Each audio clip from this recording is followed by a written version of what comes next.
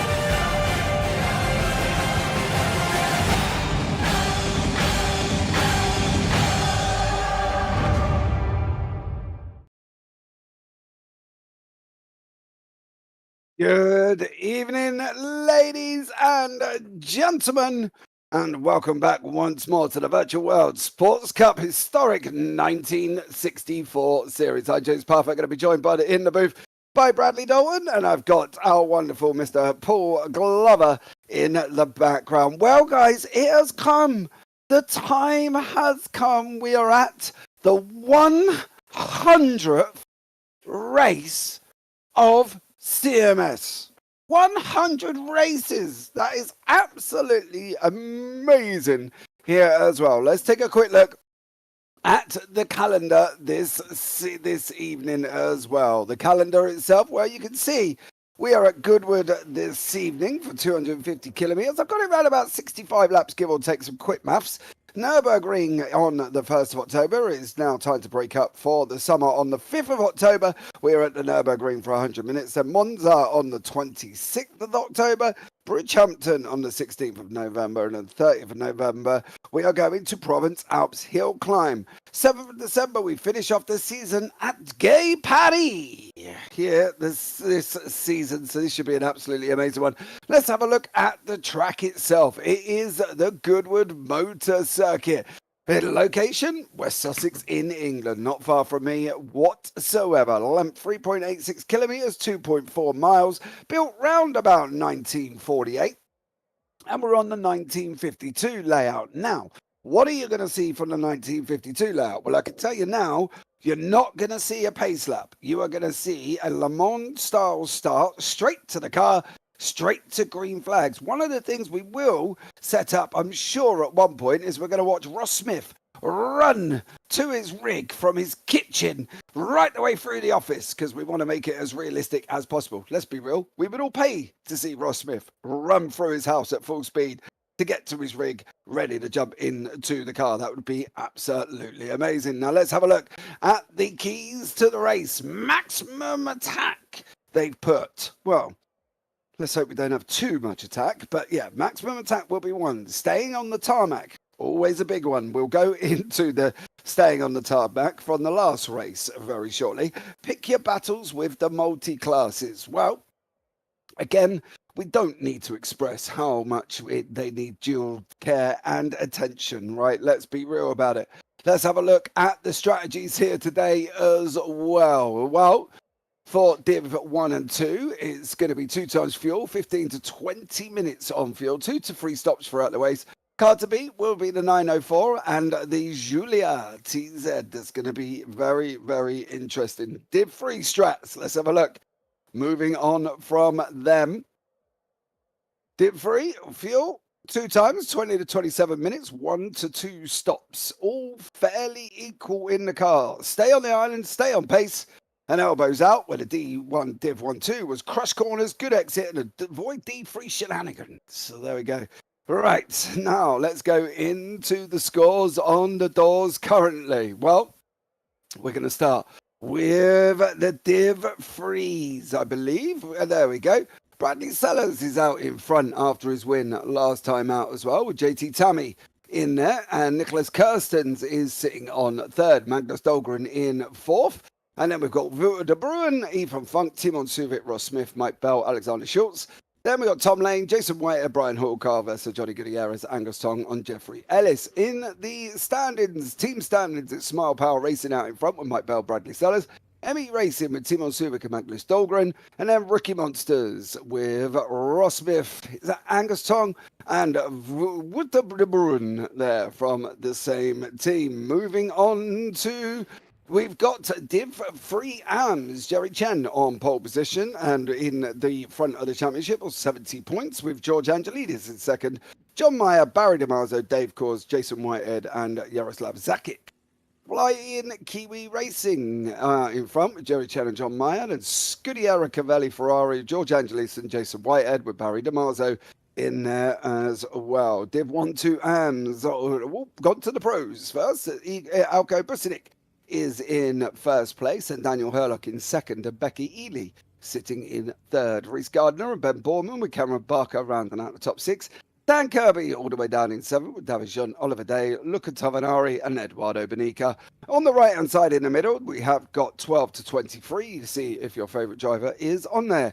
Joy Motorsports leads the way in the team standings with Mike Bell Motorsports in second, Fatigo Motorsports Monsters in third, Alpha Australia's Hell Victus in fourth, then CMS Pro Alpha in fifth. Mistral 747 brings up the rear.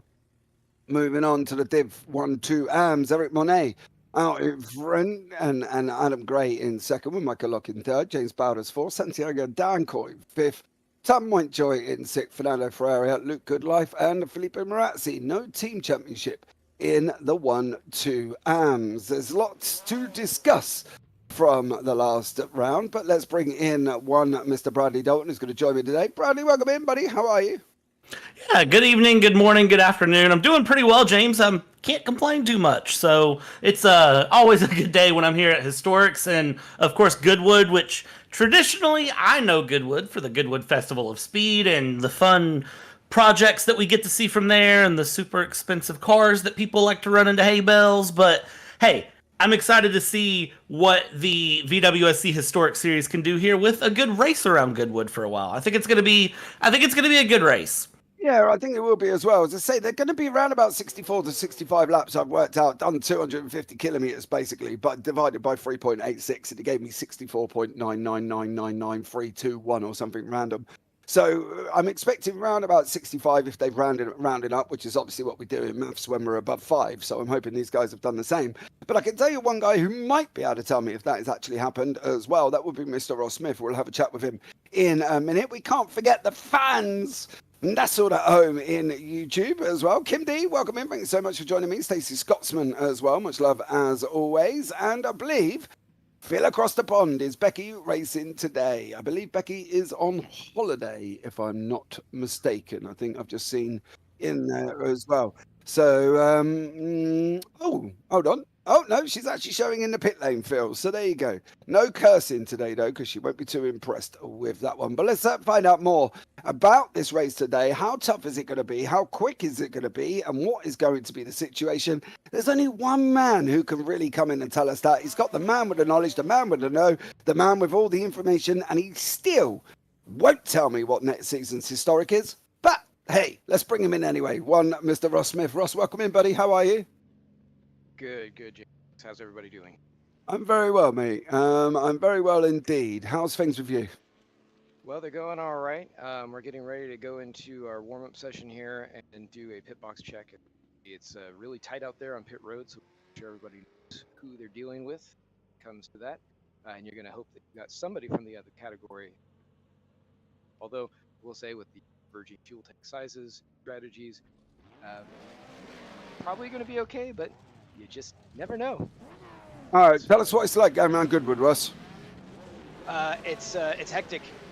It's going to be one of the most elbows out races of the season because the cars are fairly well matched. Div 3 has a little bit of an advantage overall, as you can see with some of the times. But I mean, it's definitely more of an overlap than you see in some of the other tracks. Not as much as like Targa Florio, and it's certainly a lot shorter. But it's a real hard-working track. You got to be on top of the wheel the entire time. You got to hit your turn-ins, especially hit your braking zones. It's just going to be chaos because as soon as you go off, you just lose boatloads of time. So, yeah, it's hot. No, man. Listen, quick question. How much of this lap are you under full speed here? This reminds me, I'll tell you why, right? This reminds me of a very oval-esque racetrack. It doesn't look like it's got a lot to it.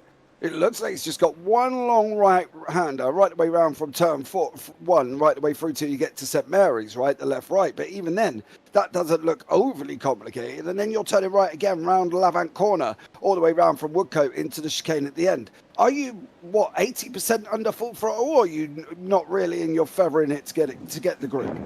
Well, it's you're kind of feathering it in all kinds of different places. And I can say with the Div 3s especially, the way that you approach this track is just very much you want to shift the weight around so that way you can get that maximum attack like you mentioned before.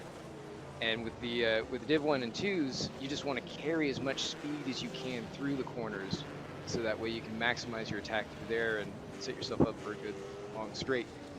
And it's where the overlap would be the 1 and 2s, you're just going to scream through the corners compared to the top class, and then it's going to go the other way on the straights. So yeah, you can already see that there's a little bit of mix in the qualifying. I've got Reese Gardner is lined up next to me, so hopefully I can get a good launch off the line and just get up in front of him and stay with the Div 3s. Yeah, I think that's got to be the main situation, right? Try and stay with the people in front. One question. What is it going to be like in the pit lane? Because I'm looking at the pit lane now, and it looks quite horrible. I have to be honest. It doesn't look very long. Trying to get you all in looks like I'm trying to squeeze Paul Glover into a spandex outfit. It's never good, right? So how tight is it going to be on the pit lane? It's tight. We on Tuesday night we did have a couple guys. I think there might have been 1 or 2 that had to share. I don't think they ended up having to actually share. They can make it work where you've got a double stack and get service at the time. But we didn't actually see that happen in the race here. That's tough to say. You hope you don't get lined up with somebody who's in the exact same car as you, because at least if you can line up with anybody else in a different car because of the way the fuel tanks are, you might end up having a chance at just missing them on the road. As you know, these fuel tanks are pretty large. They take a long time to fill. So it's one of those things where you just cannot get caught up there because you'll just lose enormous amounts of time if you're just stuck waiting for someone to get their service done. I'm a little bit scared here because I'm looking at this grid right about now, and I've got this on a different camera to what you guys are looking at home, and there's 2 free wide in this pit lane. I'm deadly worried that if 2 people come in, or 3 people, or 4 people, or 5 people, and they're all going to be round about the same pit box, this pit lane could just be absolutely chaotic. We've got 32 cars on the grid here, Ross. Are we really expecting chaos that we are now looking at home with the 3 wides? I am a little bit worried. Have the drivers been specifically told, be careful when you're coming in, or let us know when you're coming in so the person who is eventually sharing with you can maybe not go in, as we see JT Tammy there in the Corvette doing a nice little donut right in front of the screen. Well, yeah, local coordination is going to be key. Now, pay attention to the types of cars that are next to you. That's going to be their ticket out of that kind of overlap situation. But it's just because of the way the cars are. You look at Div 3, for instance. Shelby is going to pit for the other. You're going to have the Ferrari come a lap. Corvette, a couple laps after. Right, I did miss a bit of that, Ross, because you cut in on and out on me. So, just say that again, sorry. The Div 3s are all separated from each other in terms of their fuel tank capacity. So they're going to be offset. Where it comes a little tricky, It's when you have some of the other classes mixed in with them, because they should end up being sooner than the other ones because their tanks run out faster. But we'll just have to see how it works out. Obviously, if there's damage being repaired, that's going to have an impact. Right. It's just going to be a roulette, I think. So we're going to see JT Tammy coming in on his own, right? Because we know that Corvette can seem to make fuel last out of nowhere. Yeah, it's got enough fuel that the Lotus could probably swim in. Yeah, that's what I mean. I think the JT in that Corvette just he seems to every race have enough fuel to last. Stacy in YouTube chat summed that up in 2 words: holy cow. And that was literally us looking at the pit lane there as well. So good luck to all of these who are in this race and going into the pit. So I'm going to be very interested to keep an eye nicely on the pit lane, because I think that's going to be probably a main focal point at some point here as well. All right, now we've discussed everything to do with this race. Let's discuss Ross Smith. Where are you, Ross? Where are you in this race? What are we hoping for? Nars, you struggled with on Thursday a little bit. What am I expecting from you this week here this evening? Well, Goodwood's got should go a little bit better than that, for sure. I mean, there's definitely more practice to run this on Tuesday during the week. So that was only a 50-lap race, a few laps. So it was a little bit shorter, and that was about the maximum that the Shelby could do on 2 stints. Coming into here, you're going to see a lot of the guys that are driving around here. They're going to struggle with tire wear for sure. And I mean, this might be the first track where some folks actually question whether or not they want to actually change an axle or not. Personally, I'm just going to be keeping up with my group as much as possible and staying on the road, because I had a couple offs and ended up just completely losing touch with the leader. So you just have to stay focused. You can't get excited. You lose position or people break away. I think you just got to hunker down, focus on your race as much as you can. Just keep steady and try and keep the car just sipping at its resources while you're nailing the time. It's easy. Yeah. Yeah, of course it is. Of course it is. It's dead simple, isn't it? Let's be real about it. Listen, in the background, what am I got coming out of CMS? What's the news, stories? What's the situation with you? Well, obviously, we've got the 100th race of VWSC, not CMS. Yep. CMS has had probably thousands at this point, if not 100,000. But for VWSC, it's been going for 4 years, and we wanted that little celebration video together. I'll actually be, I think, leading the field in terms of the drivers with the most races in the series, so that's kind of fun. I'll have a special for that this season. But CMS itself is celebrating 25 years in sim racing since 1999. We're actually having a special event for that between NARS and MNRL. It's going to be GT1 GT2 series where you race just GT2s on Tuesdays and GT1 on Thursdays, and points will be combined. We've got tons of different championships happening there, so it's really cool. It's, yeah, that's the big news there. As far as the modding goes, we're just cranking away, still on track, trying to get the historic modern cars ready next year. We actually have a couple guys, Gene Mazur, who's not here today, unfortunately. He'll be helping out with that. And I think that's all I got. Just to confirm, obviously the date, the year for the historic, that was 1971, right? You said. No, we did 71. That did show up in the video. That's well observed, though. I mean, not a lot of people can catch that, especially since you got that 74 Alfa Romeo in there. So, very good. Looks like we're heading on, so I'm gonna have to hop out, guys. Oh man, take care, Mr. Smith. All right, thanks everybody. Cheers. Yeah, Brad. I tried to get more information out of him, and he said nothing. Yeah, he said nothing. However, I'll see if I can't get him to tell me across the next week, and then keep the secret until it's announced. So, obviously, I won't share his secrets, but he should share his secrets with me, just so I can say I know and you don't, James. Very nice. Thank you very much for that one. Right.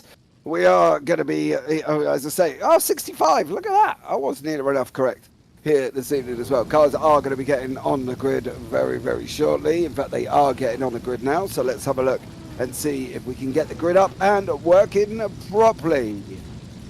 So the grid is set. Let's have a look. There we go. De Bruin is on pole position with Nicholas Kirstens in second, Tom Lane third, and Bradley Sellers in fourth place there at the end of row 2. Then on to row 3 is Magnus Dahlgren, Mike Bell. Ladies and gentlemen, we are green. There is no pace lap. Reese Gardner, Ross Smith, Dan Hurler, Mike Bell, Magnus Dahlgren all on there. They're coming into turn 1.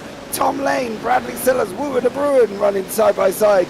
Round turn 1 here as well. Nick Kirstens, Mike Bell, Dan Hurlock, Ross Smith, all battling it out. Everybody made it through the first part of the circuit, Brad. How are they going to get on making it through the rest of it? Well, I'll tell you right now, through the rest of it is going to go fairly quick. It's about a minute and a half lap.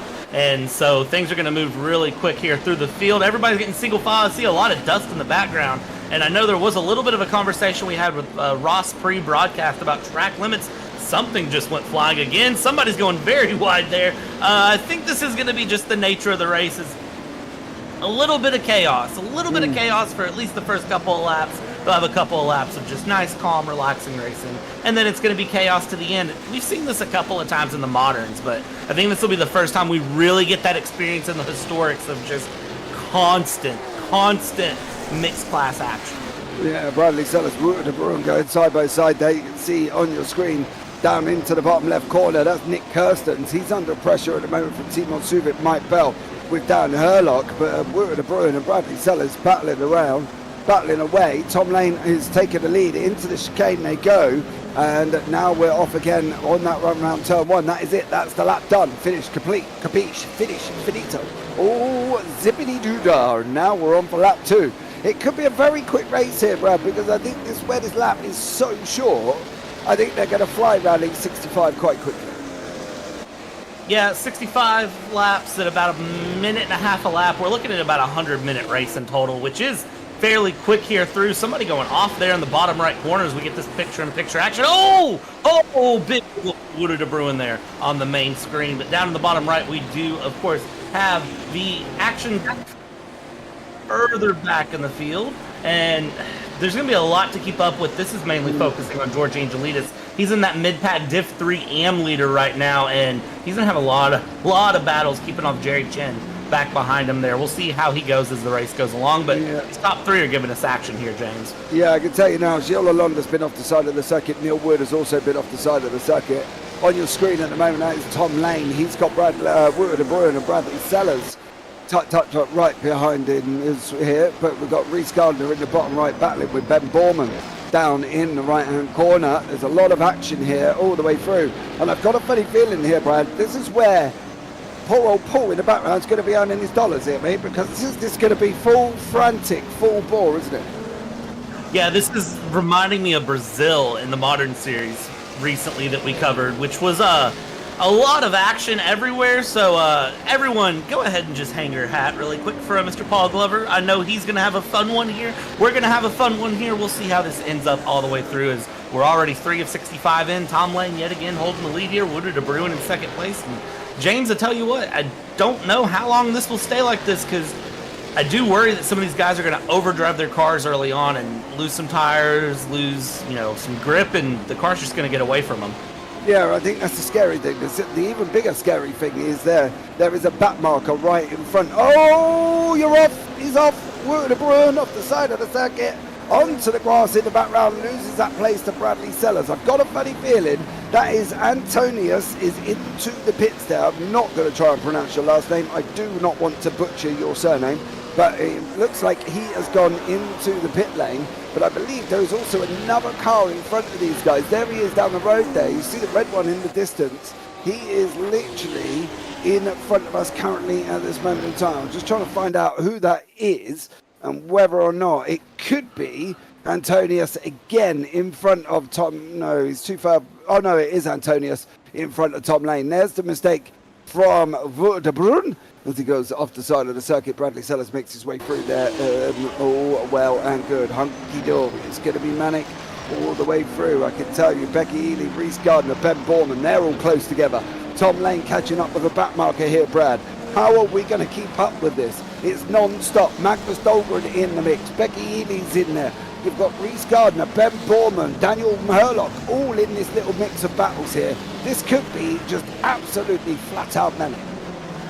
Yeah, this is going to be chaotic to keep up with, but it's going to be fun. I like races and action like this where it's fun to keep up with. This Paul in the background is reminding me that he's here. And also, I'm going to go ahead and say the surname one time for Mr. Antonis Paparinopoulos. Paparinopoulos. Yes, Paparinopoulos. That'll do. Paparinopoulos. Yeah, but we won't go too deep into that one. Magnus Dahlgren here is sitting in ninth. He's chasing down Dan Herlock. This is, of course, it's a Div 1, Div 2, Div 3. Dan Herlock Div 1, Div 2, Magnus Dahlgren Div 3 battle there. And behind that, you can see Dahlgren as, he's just about near enough is that Becky Ely tucked in right behind him there for Magnus Dahlgren. Yeah, that is Becky Ely right there in the back running around. And I tell you what, I'm kind of amazed that things are still as mixed as they are with Div 3 and 1-2. What I really thought Div 3s would have more power through here and be separating a lot more, but they're not. They're not getting as much of a pull away as I expected. Yeah, this is the replay at the start. This is what happened to Gilles Lalonde right at the beginning. I believe he runs wide going out of turn 1 and basically just goes onto the grass. You'll see him coming into the picture now, and then all of a sudden he's going through the next one, and then it'll just end up out on the grass, and unfortunately for Gilles, just losing it around that long right-hander. Very tough corner when you're running at full pace here. There he is there, still in that 65 machine. If you keep an eye on it just about now, you'll see him come off. There you go. And unfortunately goes off as well, and there's also Scar Pope goes off the side of the circuit once more. So action all the way through. There's still action now. Santiago Dancourt looks like the first DNF. He looks like he's been off the side of the circuit. Paparinopoulos is also off the side of the circuit. Mountjoy and Wood de Bruin have all taken off tracks currently here once more. So a lot happening. We're coming into the chicane. We are 5 laps down already. We've got 60 to go here, Brad. How are you feeling in the car right about now? Because that start would have had my heart pumping.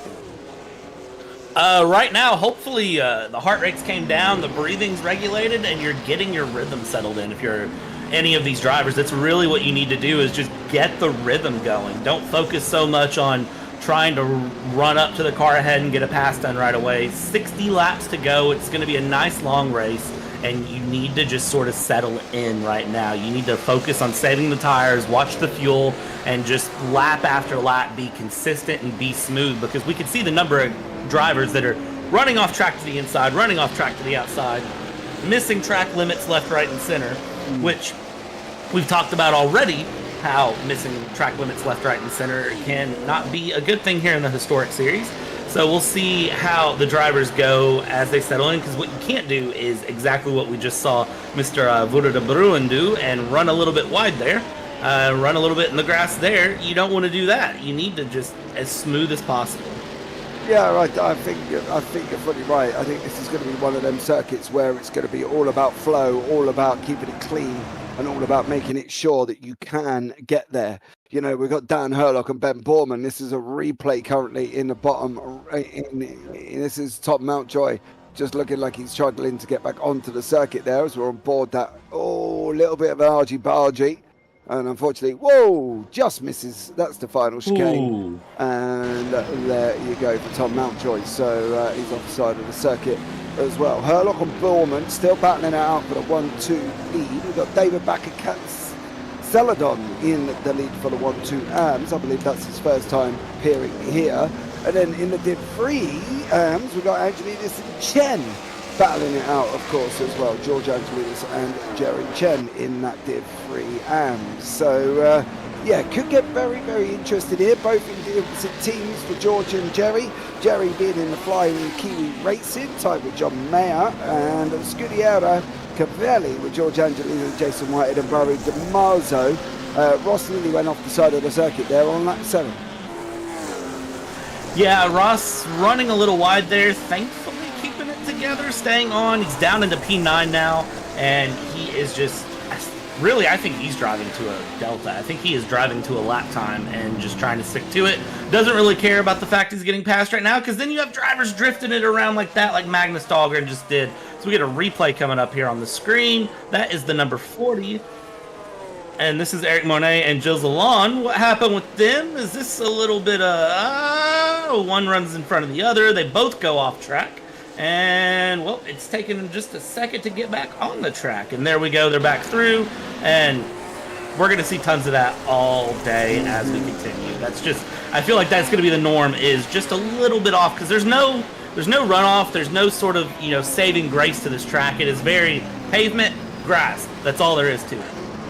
Yeah, well, yeah. You've literally summed that up. You have literally summed that up in one go. You've got tarmac and you've got grass. You haven't got gravel, runoff, or anything in between, right? Let's be real about it. These guys coming over the line now as well. Ross and also JT Tammy is in there, and Magnus Dahlgren sitting in the middle. Yeah, they're fighting out. Dahlgren and JT Tammy are nearly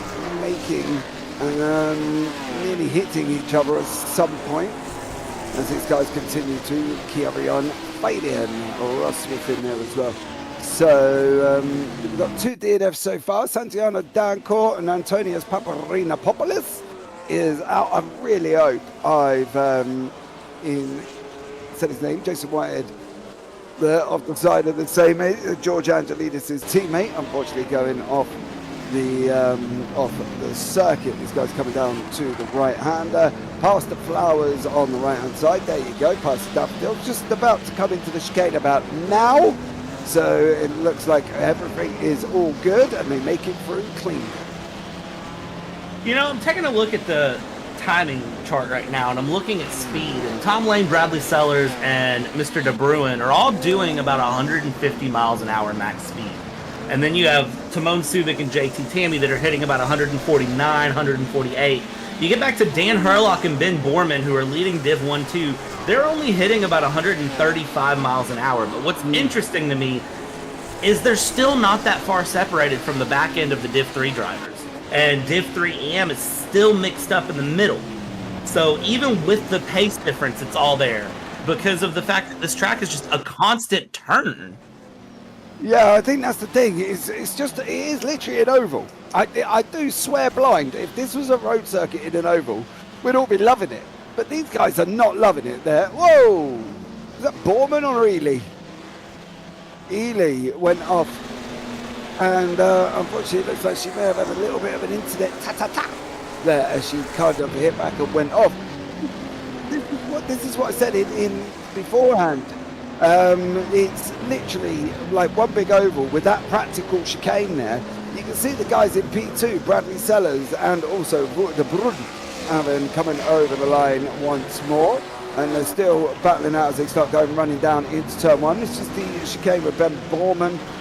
There, JT Tammy leading the queue, Magnus Dahlgren, Ross Smith, Dan Earlock, Ben Borman, Reese Gardner, and Becky Ely. They're all in the mix currently here as well. If you brought up the mix table, right, you can see, Brad, on the left-hand side, just how mixed up classes these guys are. It is literally quite scary.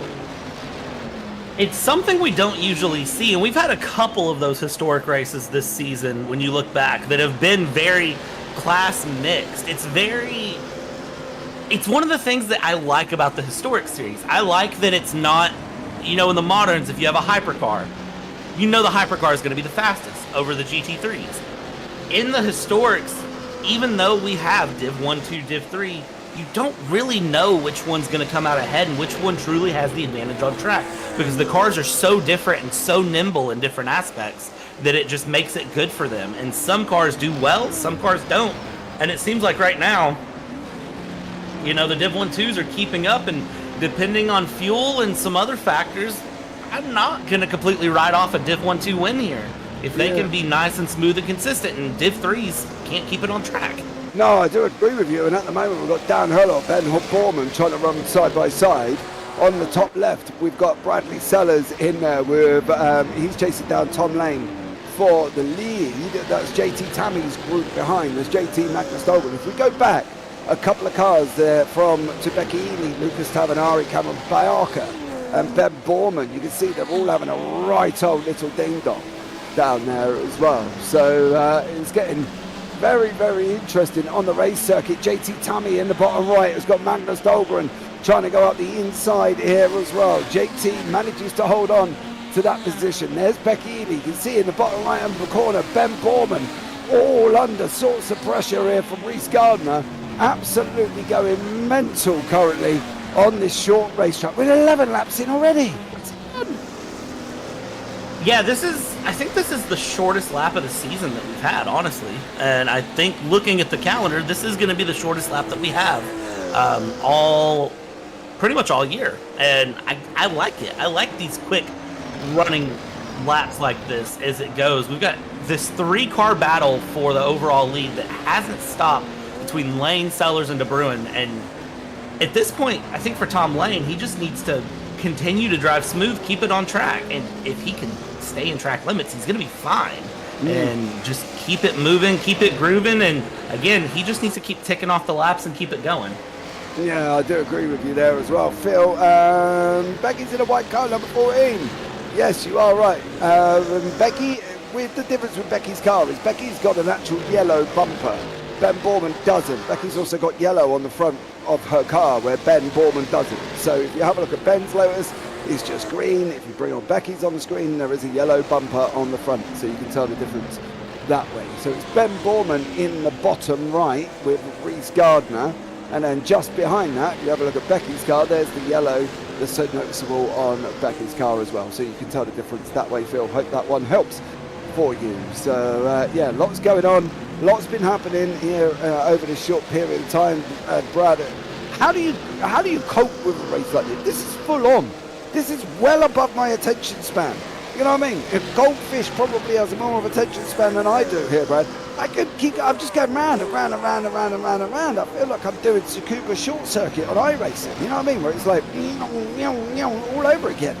You know, these guys are in heavy, old, powerful machines, and yet they're keeping it on the racetrack. I'm going to make a controversial comment, and hopefully every European watcher doesn't come after me. Honestly, if I were prepping for this, I would have ran a couple of NASCAR races, a couple of Gen 4 NASCAR races, because that is, watching these guys on track, that is the closest thing I can think of that I could prep myself for is a Gen 4 race, because the Gen 4s are loose, they're hard to handle, lots of power, that's how these cars run. The only difference is you be turning left as opposed to turning just right, even though there's a left turn somewhere on this track, but it really doesn't feel like it, because the guys are just straightening it out. This is genuinely, to me, just a big wide turn there. Bradley Sellers running very deep, gives Wouter de Bruin P2 there. Nicholas Kirsten into the mix now. Yeah, you know, I said you need to keep it on track and just stay smooth and consistent, and unfortunately, that is not how you do that. No. It doesn't. George Angelidis and Jerry Chen, they have just had a moment in the final chicane. George was off the side of the circuit. Jerry come alongside, and then they tried to go too wide through that chicane. It did not work out so well for George or Jerry there. I know neither of these guys in the team standards are going to give an inch, but if we can have a look at that one, you can see them go too wide in the chicane and then go and bang into each other. So, yeah, not a good look. I believe this is it. Coming up on your screen, you'll see George run wide on the left-hand side here.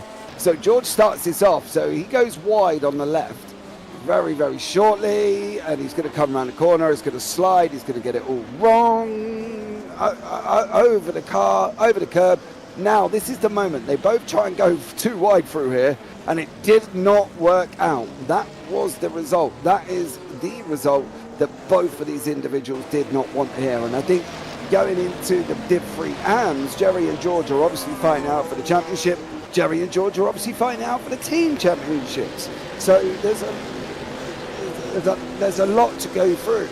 And John Mayer also managed to get a position out of this one as he went past both of them, Brad, with the fact that they're causing each other's problems. So, you know, risky for a biscuit, then it ends up all going wrong. Yeah, and I mean, don't get me wrong. Sometimes you gotta risk it for the biscuit, but the big key is you gotta remember there's still a biscuit you can get, even if you don't get it at that time.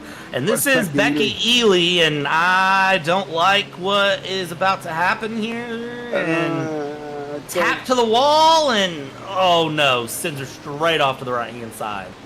Yeah, I couldn't. Unfortunately, that was out of the picture for me. But yeah, it looked like Becky had tapped the wall going into the chicane. I believe on the left-hand side there was, and then she ended up into the wall on the right-hand side there. So yeah, unfortunate for Becky Ely. Lots spread out at the moment here, Brad, as well. We've got Chen and Angelidis are again trying to stay pace with each other. John Mayer going there. We've got Ben Borman and Reese Gardner running side by side currently as they go round the right-hander here. I say round the right-hander, Brad. The whole thing's right-hander. Yeah, it's very interesting to just kind of watch these battles develop and flow. And I do want to point out, and because I think we missed it on the broadcast, we've officially mixed the front of the field to the back. Our top four have lapped our wonderful Tom Mountjoy in P30. So we will now have multi-class battles and mixed class and lap cars all the way through the remaining laps, which are going to tick down very, very quick here. Yeah, we may have lost George Angelidis again in the same corner that we saw him go off a little bit earlier on. We did, yeah, exactly the same thing he did do there. This time, did he get in front of Tony McCoffin? He did. Was there any contact? No. So George did manage to survive once more. I believe we've got the replay on our screen. Jason White are doing the same thing as George did, round the corner, back end slides out, and then he goes off the side of the circuit and then comes back on again, going into that chicane as well. That chicane is kind of the main breaking point, Brad. You know, that seems to be the only point on the race circuit. Oh, Ben Borman, that's not Borman, that's Herlock, isn't it, in front of Ben? I believe, and no, it's Reese Gardner, sorry, in front of Borman, as they're not leaving each other alone. But Dan Herlock is there currently. He is leading the Div 1-2s here. Yeah, the Div 1-2 battle is close. This Div 3 battle here in the front with Tom Lane, DeBruin, and Sellers has also closed right back up and is continuing. And I think the big key is that Tom Lane isn't overdriving. When I watch those three, I don't see anyone overdriving. We've got a yellow in Sector 1 somewhere, and I'm scared to know who's ran off the track now. As it has been, it looks like McCoffin? Yeah, McCoffin. You don't want to have a look. You don't want to have a look back at that one again. It is exactly the same thing, and it involves our very esteemed boss man himself once more going too wide through the chicane. Nick Kirstens has DNF'd, unfortunately for Nick. I'm not entirely sure what went on there, but if we have a look at this, it's the same, kind of the same thing with Jerry Chen. McCoffin there, George runs a little bit wide, McCoffin gets up beside him, coming into the chicane once more, side by side, a little bit of argy-bargy, and unfortunately, McCoffin comes off worse. There's a tyre, I believe, just shot off that. Yeah, Tony McCoffin, it looks like, is out.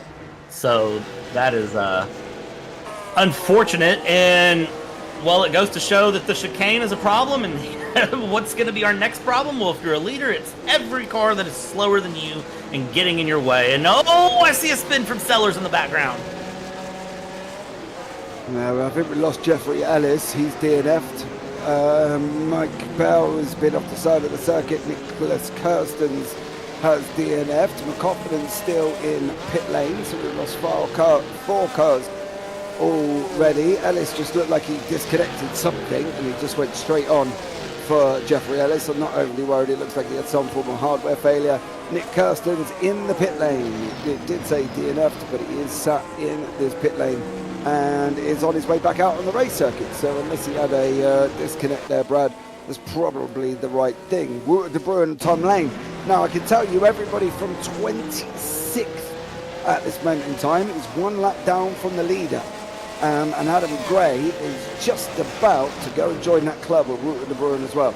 So we've got from 24th, Brad, all a lap down over the leader already. Yeah, and I will tell you right now, looking at the leader's pace, 124.2s for the top three is their fastest laps, but they're running 125s right now. But when you drop down the field near the back, they're going to be running about 128s, 130s is what I see going on. Oh. Is that Tom Lane walking up? Yeah, Tom Lane, Wouter de Bruin, they were literally nearly side by side at one point there. Round the left-hander they go.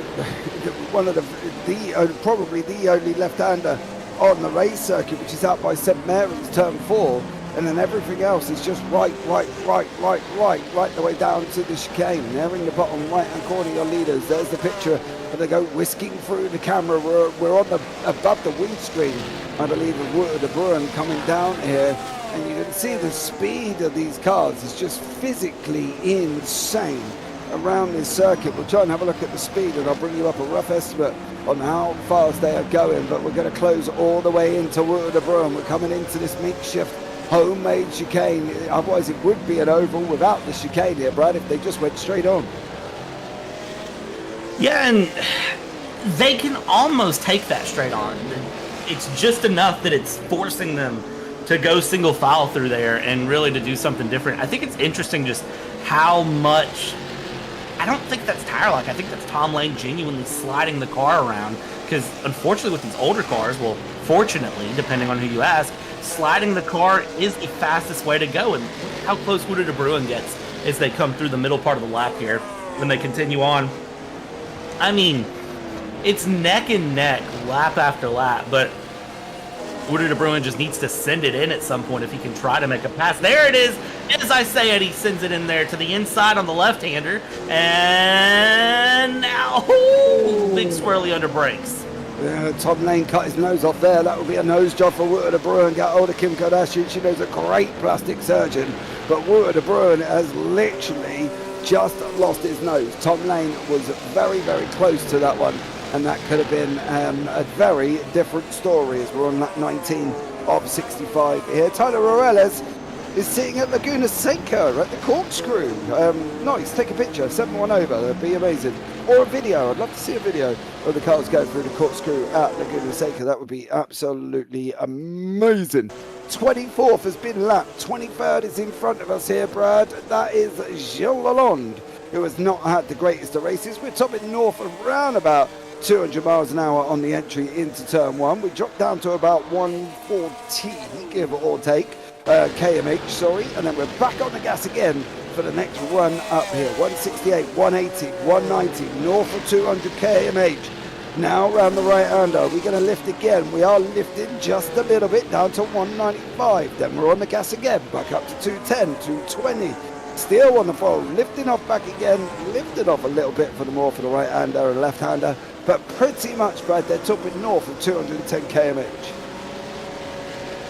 Yeah, they're absolutely flying. And, well, if you're asking about the conversion from kilometers into miles, we're looking at about 150. So the guys are going very quick here, and it looks like finally Wouter de Bruin is almost making his move on Tom Lane. He doesn't look as comfortable in that car as Tom Lane does. Wouter de Bruin does not look stable at all there on the front side. He looks very fast. Don't get me wrong, he's very fast and very smooth, but he is not nearly as consistent, as comfortable in braking, and as comfortable in the corners. He is fighting to catch that car, and I haven't seen anyone really doing that at this point. There's a back marker there. That is Neil Wood.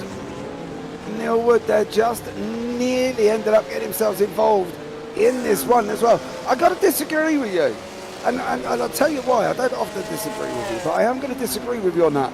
I think it's actually Wouter de Bruin who looks more controlled than Tom Lane. Tom's been a little bit squirrely.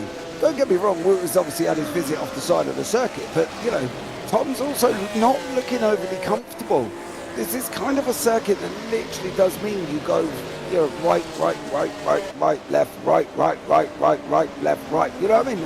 There's not a lot to it, and at the moment, I think Wouter is looking very stable.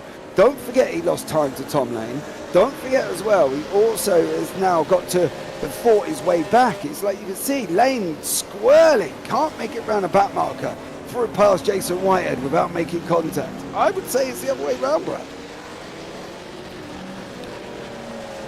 I I think it's coming and going. Like, watching it now, I would say that there's certain moments where I think Tom Lane is more comfortable, and there are certain moments where Wouter de Bruin is more comfortable. And then you still have Bradley Sellers that's in the mix, he's right there within sort of a dart throw. If anything happens between these two, Bradley Sellers is there to pick up the pieces. They've pulled 12 seconds on Mike Bell as it stands, and that gap is still opening up.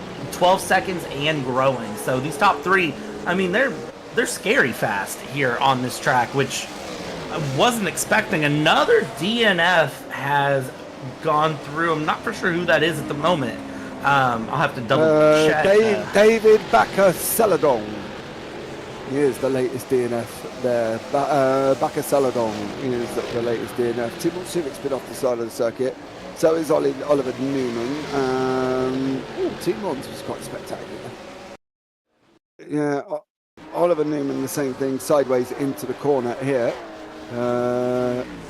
You see just about on the I don't know where that camera is coming from, to be completely honest. I think we're missing some of it there, not too sure. As you see, takes that car sideways, looks very gorgeous going sideways, smoke coming out of his tyres, and unfortunately for Timon Newman, then we've got flames as well, and then the man running behind with the marshmallows on a stick. What is it? Flaming out the back. Let's have some roasted marshmallows, my little chicken. Some s'mores would be very good, I'm not gonna lie. Especially, I don't know if they'd be good from car exhaust, but I think a s'more could be good right about now. I know what I might do for dessert tonight, James. Thank you for planning my dessert menu. Now we need to plan the dinner menu, and that's the question. This is Div 1-2 overall battle. Herlock, Gardner, side by side they go through here, and this track is barely wide enough for two cars, and we'll see if they... Oh! Herlock with some car control, James. What was that? Oh, man, he did an absolute stellar job. Did Dan Herlock as they go through the final chicane there with Reese Gardner. These guys have been battling for quite a while here, but there's also a battle for second and third with Barker and Tavanari. They're continuing to fight once more. It seems like we've got 1 and 2 in the Div 3 Pros, or 1, 2, 3 in the Div 3 Pros, 1, 2 in the Div 1, Div 2s, and then obviously second and third going at it, or third and fourth, sorry, in the Div 1 and 2s as well. It's literally only the Div 1, 2 AMs that's actually quite peaceful. Yeah, things are heating up everywhere here, and I like it with how small this lap is because it's promoting this very tight racing. I do have one question though. Did Dan Herlock slide that car like that on purpose, or was that just a happy little accident? Did he Bob Ross it? I need to know. No, it's control, isn't it? Let's be real. You know, it's car control for Dan Herlock. However, Gardner's coming back at him now. They've got Smith in. Oh, Herlock there again on the grass. Gardner again not being able to make it through. Very, very tough here, but this racing is amazing.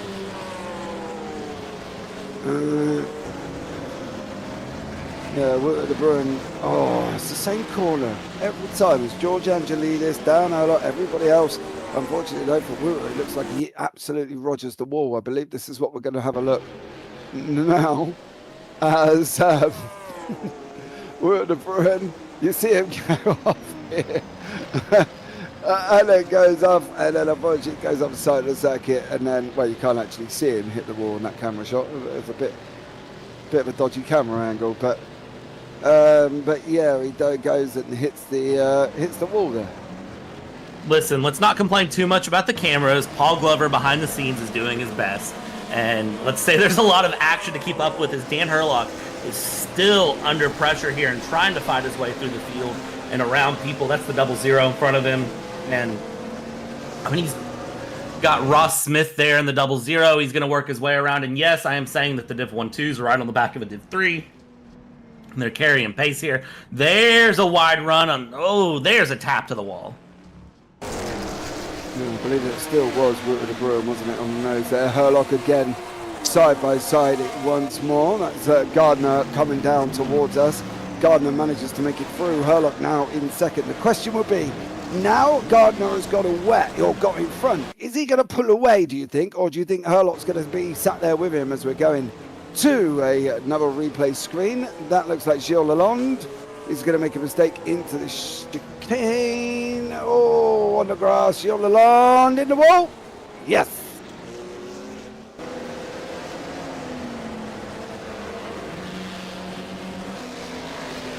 So, oh no, my Corvette, the Corvette has gone.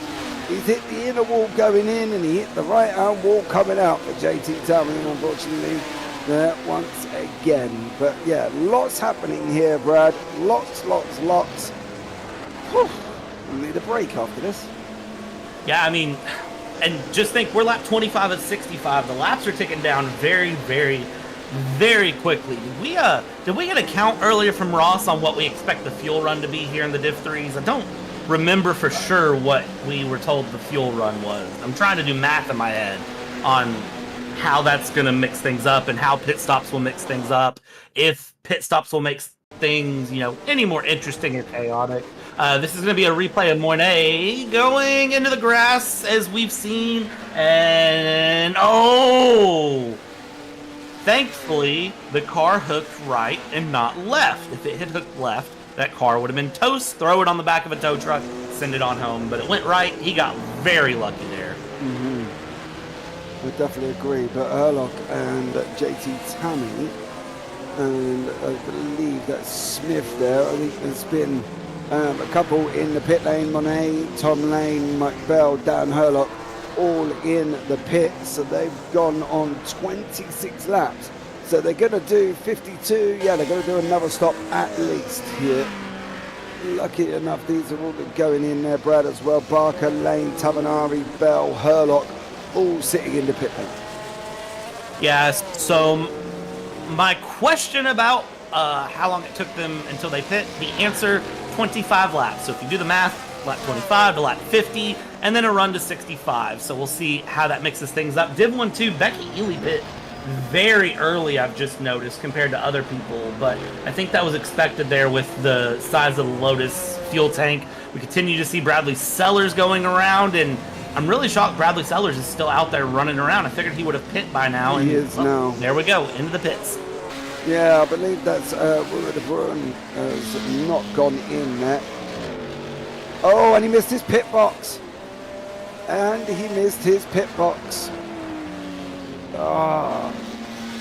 Well, we're going to see how that one falls for Bradley Sellers there as he missed his pit box. Brad, never good when you're missing your pit box. It's really not, and I hate to say it, but missing your pit box it's one of the mistakes you should never make as a driver, but it's also somehow the simplest mistake to make, but it's the one that you should never truly make as we continue to watch just battles everywhere continue on and are not stopping. But yeah, it's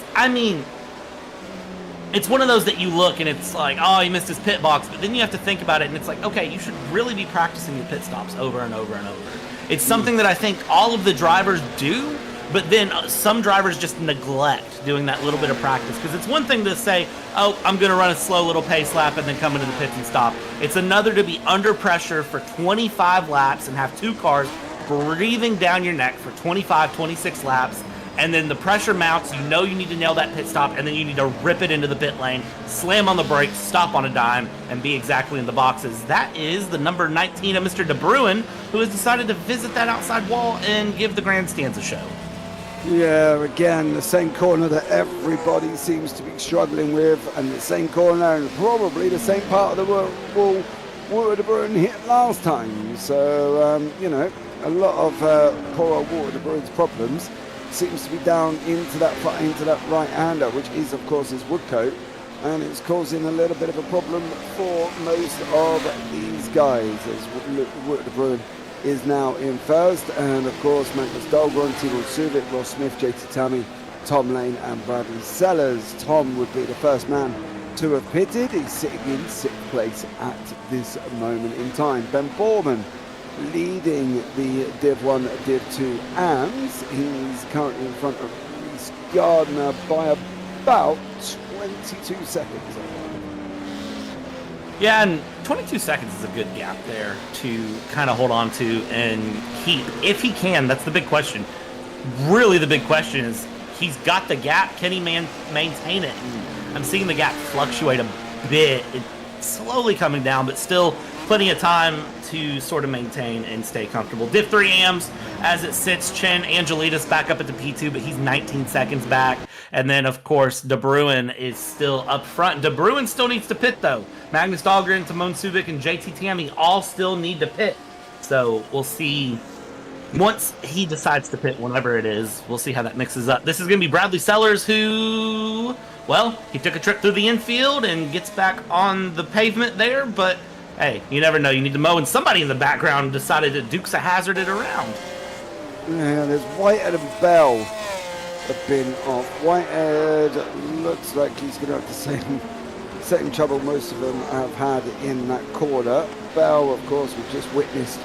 Oh no, goes off in the last corner as well, does Mike Bell, unfortunately for him. So the last couple of corners here seem to be causing the main problem, doesn't it? Through, you know, all the way down through the Lovehunt, straight down through Woodcote. Oh, the Bruin has gone into the pits, and they're the ones that seem to be fighting these drivers on the backside, Brad. Yeah, it's interesting to see how things are mixing up, where things are going, and we keep going around here. And I mean, I don't know. I'm trying to do the mental math calculations about how this ends up, because we've ended up in a weird situation where it was very, very close, tight, competitive racing for such a long time, and now that pit stops have started, it's just kind of blown everything open, and it's hard to tell who's truly where and who's doing what. But as it stands at the moment, I mean, De Bruin's ahead of Lane, ahead of Sellers by several seconds, so pit stop time is showing to be crucial here. Sellers on your screen, sitting in 6th in class at the moment. Lane will be the on-track leader, give or take. I don't think Dahlgren has quite been into the pit lane. No, not going in again. What about Timo Suvic? Is he going to look in? We know the Ferraris here. What about, well, we know this Corvette's definitely not going to go in under JT Tammy. He can run there for days. Magnus Dahlgren just showing off drifting skills all day, no questions, no issues. Just says, you know what, the Ferrari can go around. I'm ahead of the Shelbys right now. Let me show off a little bit here as it stands. Ford versus Ferrari at the moment. Realistically, the Shelby Daytonas are going to be back up in the lead as soon as they have to pit. I really just wonder how much longer these guys can go without pitting. I'm looking at our little behind-the-scenes sheet that we keep handy, and I mean, looking at fuel, they don't have that much more fuel, the Corvette and the Ferrari. It's around 100 to 140 liters is the two fuel numbers, so I wouldn't think they would go that many more laps, but this is also a super short lap at just a minute 25 for the leaders. So yeah, we'll see. I would say maybe they're trying to make it a one-stop race. They're certainly on pace for a one-stop race if that's the goal, and honestly, a one-stop race, they may be able to steal a win here. Well, there's no reason if they can just do that one stop. If they're going 33 laps or so, they can get it as a one stop. If they don't go that far, they're not going to get it as a one stop. They've got to make sure they can complete the whole 65. Whitehead's got a problem.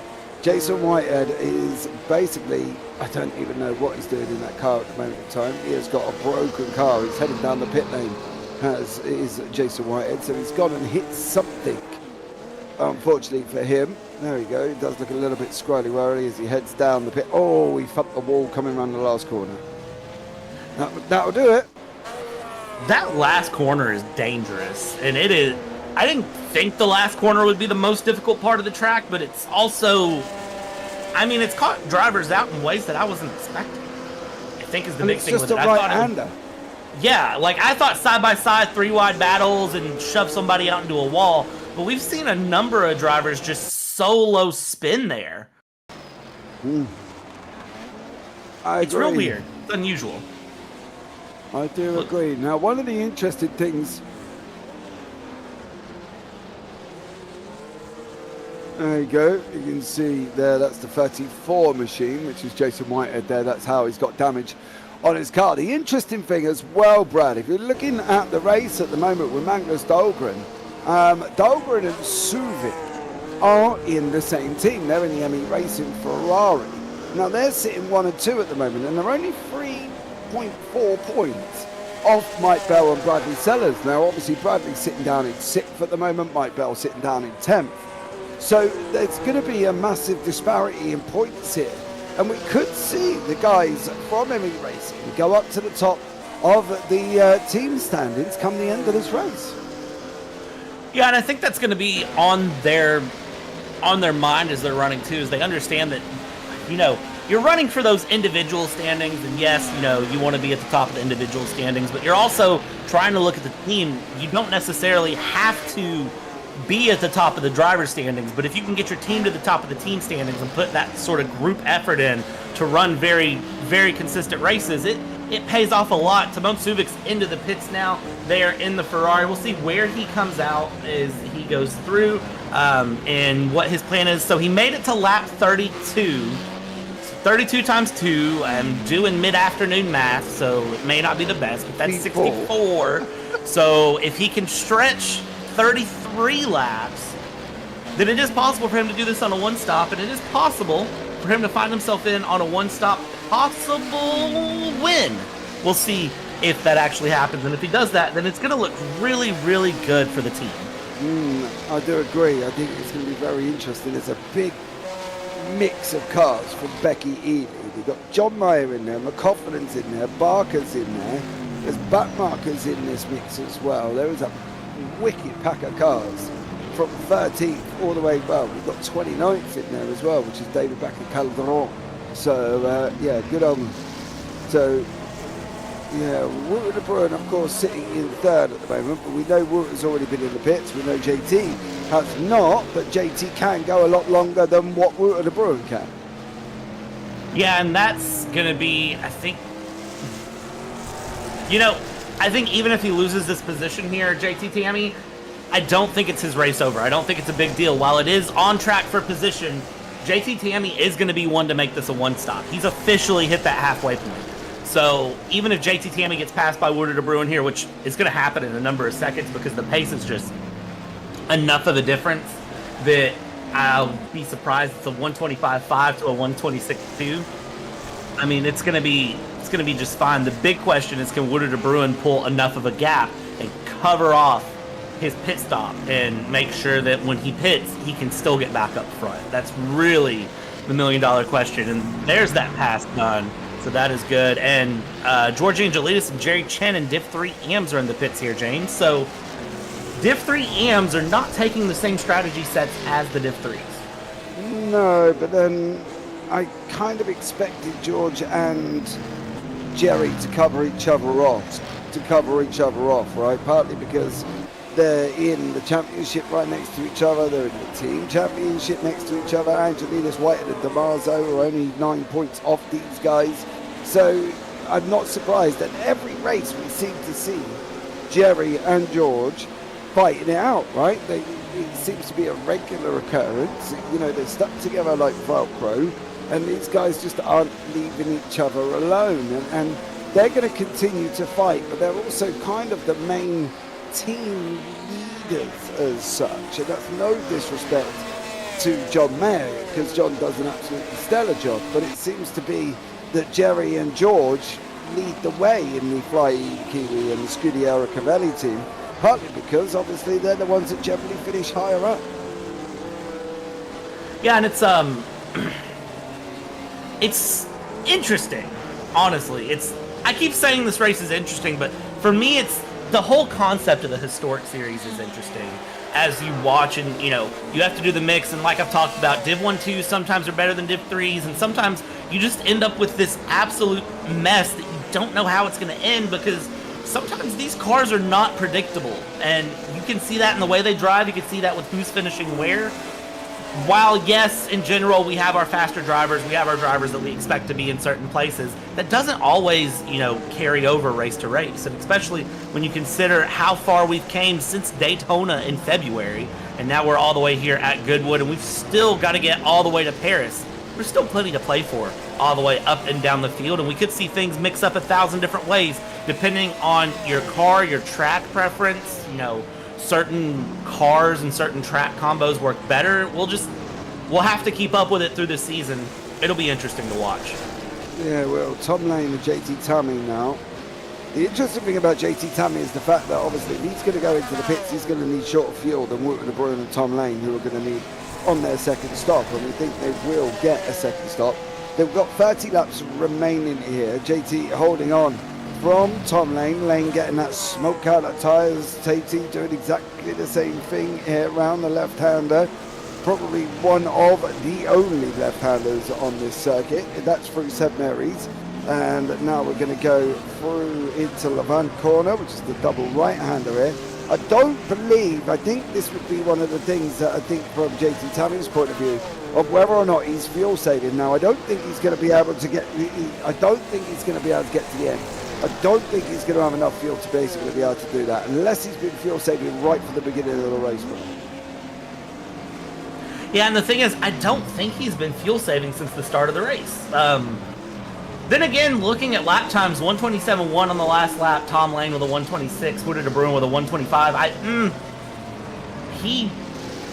He's doing something different. He's got some sort of a strategy in his head now. Am I psychic enough to read what the Corvette strategy is? No, but I will tell you, looking at things, he probably should have pit about the same time as the Ferraris. He's ran a lot longer than the Ferraris here, so really he should have pit a similar time to when Magnus Dahlgren did and when these other Ferrari drivers have, because they're similar fuel tank size. There's no way they are. JT Tammy's tank is probably on the upper end of 140. Lane's on the inside here. This is going to be very tricky round turn 3. JT Tammy's off the side of the circuit. He's going to be coming straight back onto the brakes he goes, but that stem from Tom Lane and JT Tammy being side by side going round turn 3 before the round the left-hander of St Mary's. JT Tammy's fuel tank, I think you could probably get half of the Ferraris in JT Tammy's. If we're looking at fuel tank size, I think you're going to be looking, what did we say, between 100 and 140? JT Tammy's definitely on the upper end of that 140. Yeah, but the Ferrari is in the 130s or so. It's not that far off. I'll have to double check the exact numbers here in just a moment. But yeah, it's kind of, I don't know. He's ran a lot longer than I was expecting. And again, I could be totally wrong on fuel tank size. Somebody can correct me or I'll correct myself here in just a moment. But yeah, it's kind of interesting. And I will say, the big downside on all of this, though, I'm going to flip to the Div 1-2s as the Lotus, because I think the Lotus only has about a 40-liter fuel tank. JT Tammy's in the pits. There we go.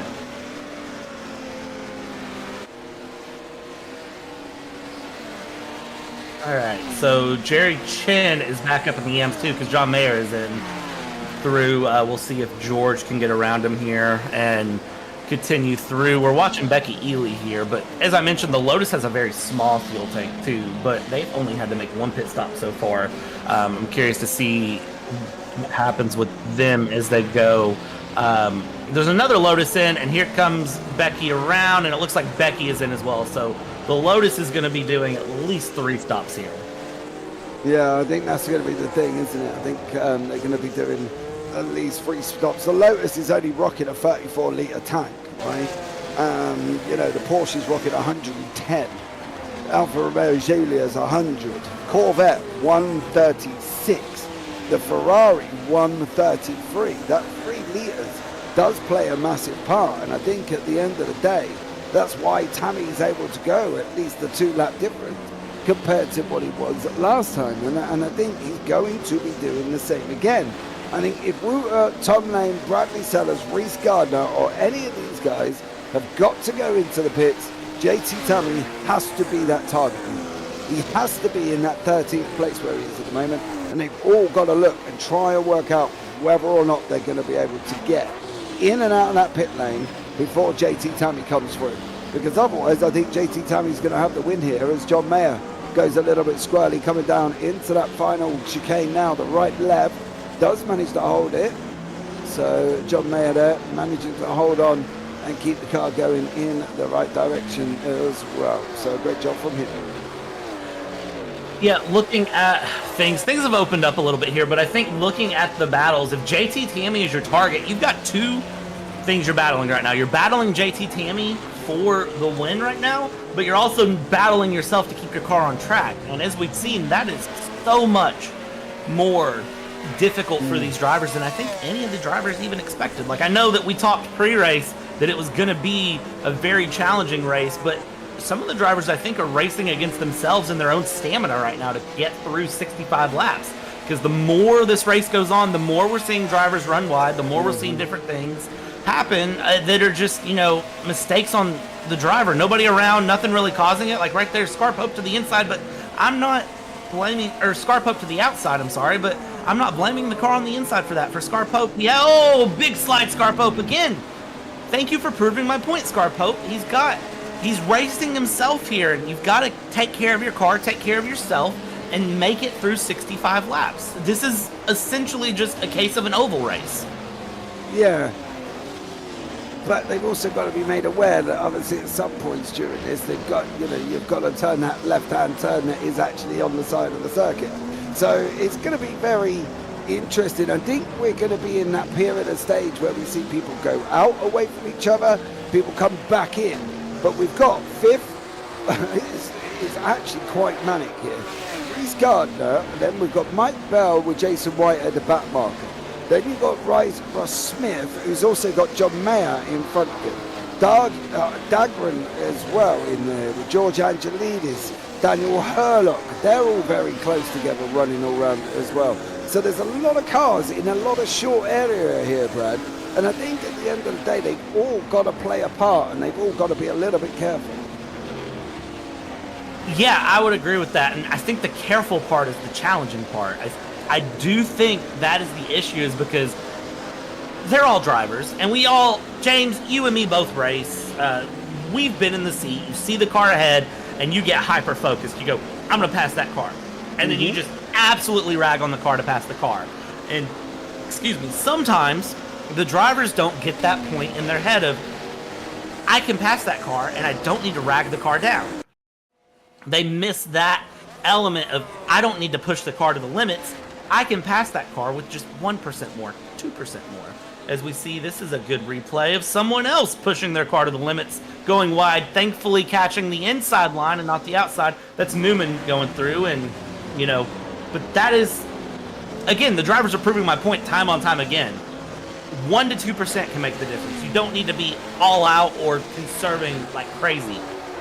You could just 1 to 2% more sometimes is all you need. Yeah, Tim Suvik's having a problem. Reese Gardner's having a problem as well. Both of them are off at the side of the circuit again here. So as we'll have a look now. And this is Tim Suvik. He goes in and you just see he gets a little bit caught out, hits the grass, and then unfortunately a little bunny hop, and then has to try and bring the car back on to the circuit. So, and then we've got Magnus Dahlgren going off on the inside. You see him riding that inside curb. A little bit of a nudge by the looks of it for Magnus, but he manages to keep going in the right direction. So, great job from Magnus there on that one. George Angelidis has also been off the side of the circuit.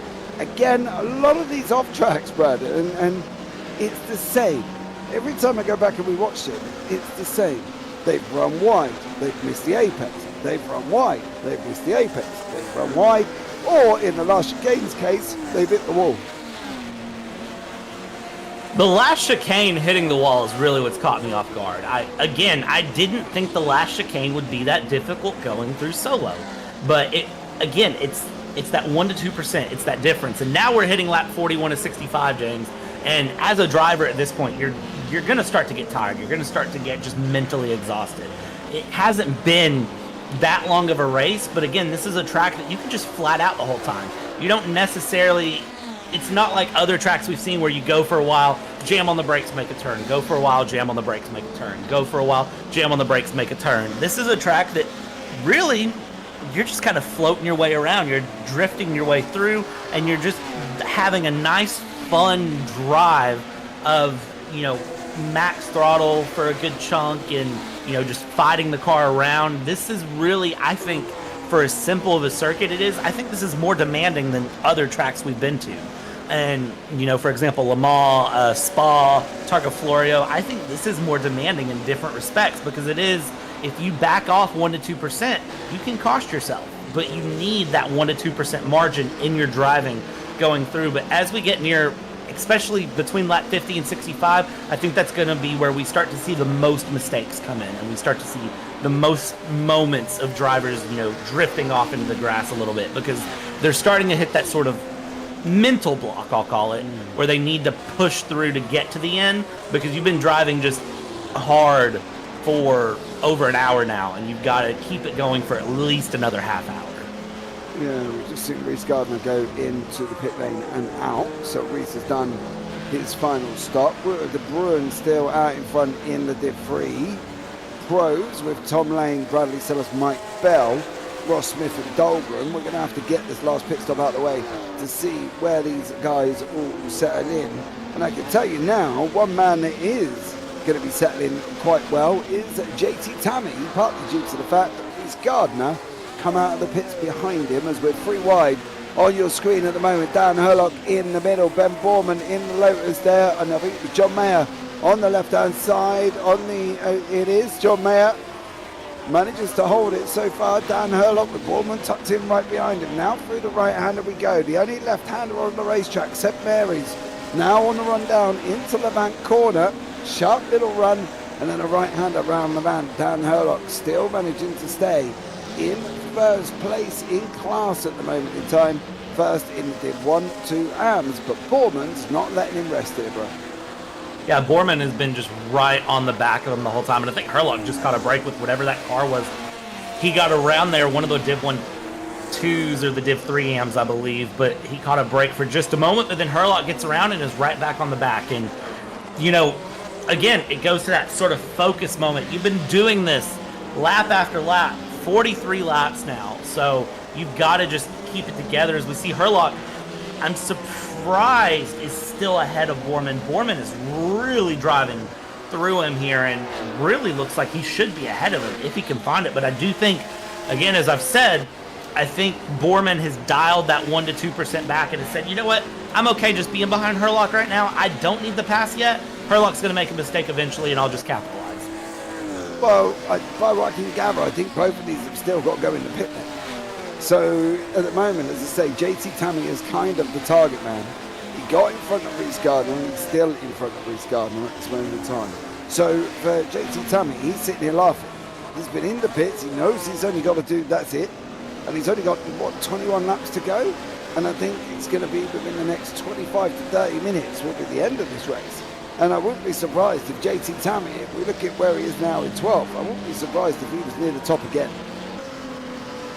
Yeah, I agree with that. I completely agree with that, but time will tell as we go. I will say I like that things have calmed down, and if I'm thankful for the fact that things have calmed down here, and yes, probably just commentators curse to everyone, but Paul Glover is probably very thankful that things have gotten to a breathing point for a moment too. We have these close battles, yes, but for the most part, everyone's gotten in a single file run, and I think everyone's trying to make it past that next pit stop cycle, and they want to go forward. And as I said, that John Mayer here. Oh, that was Oliver Newman, Luca Tavanari, and there was also another bump involved in these guys going off. You can try and have a look at Oliver Newman, Luca Tavanari. Newman goes in too hot, gives Tavanari a little bit of a push, and then unfortunately they both end up going round, and then they hit down in 28th, I believe, which is that David Backer Saladon and Tal Mountjoy end up involved in that one here. So we'll try to see. We'll get Paul hunting in the background to see if we can bring you the Mountjoy Mountjoy Tamanari incident. But currently, though, the Bruin 10 seconds out in front. But has he got enough time to get in and out of JT Tammy? And I think when you're targeting one man, JT Tammy with that big old fuel tank has got to be that one man, bro. Yes. Yes. Are you sure? You didn't seem sure. No, I'm sure. I agree with you here. I do think JT Tammy is the target, and you need to just be there and on board and watching. We've got a replay on the screen here. What's Not the sure contact? It's just Tavanari and Newman. And then in comes two more. Ah, we flipped away from it. That was annoying. See if we can bring you up. The other two cars here, as Paul is declaring, it's not great camera angles. I think it's Tom Mountjoy, Luca Tamanari, David Bakker-Celadon was involved, all in that one. So unfortunately for Celadon, he ended up back down in the pit lane. And I think this is what we're going to see once more. Watch JT Tammy just managed to get through. There, bang, bang. So the 96 machine, and Tom Mountjoy was unfortunately involved in that one unfortunately for him. Ben Borman's been off the side of the circuit. Tony McCaughlin's been in and out. David Bakker-Celadon have now officially DNF. Borman went off at that final corner, just ran wide and managed to get the car back onto the circuit here. We've got 19 laps and we think Wooten de Bruin, Tom Lane, Bradley Sellers and I believe Mike Bell and a couple of others have still got a pit again.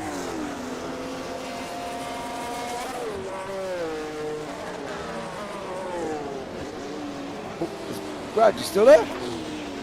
Yeah, sorry, I was coughing and muted my mic and then forgot to hit the unmute button. That's an accident on me. Technical difficulties happen every once in a while. Anyways, yeah, John Mayer here running through, James. There's still plenty of time. There's still more pit stops to go. I don't know.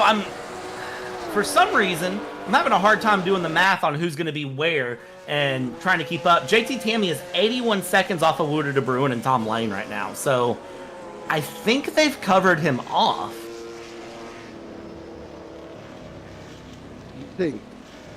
I think. I'm not saying that with certainty, but I'm thinking that right now. And maybe somebody can confirm for me because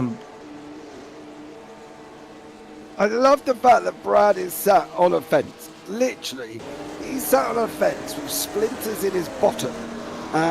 Here. Doesn't want to commit. You know, he needs to commit to the words.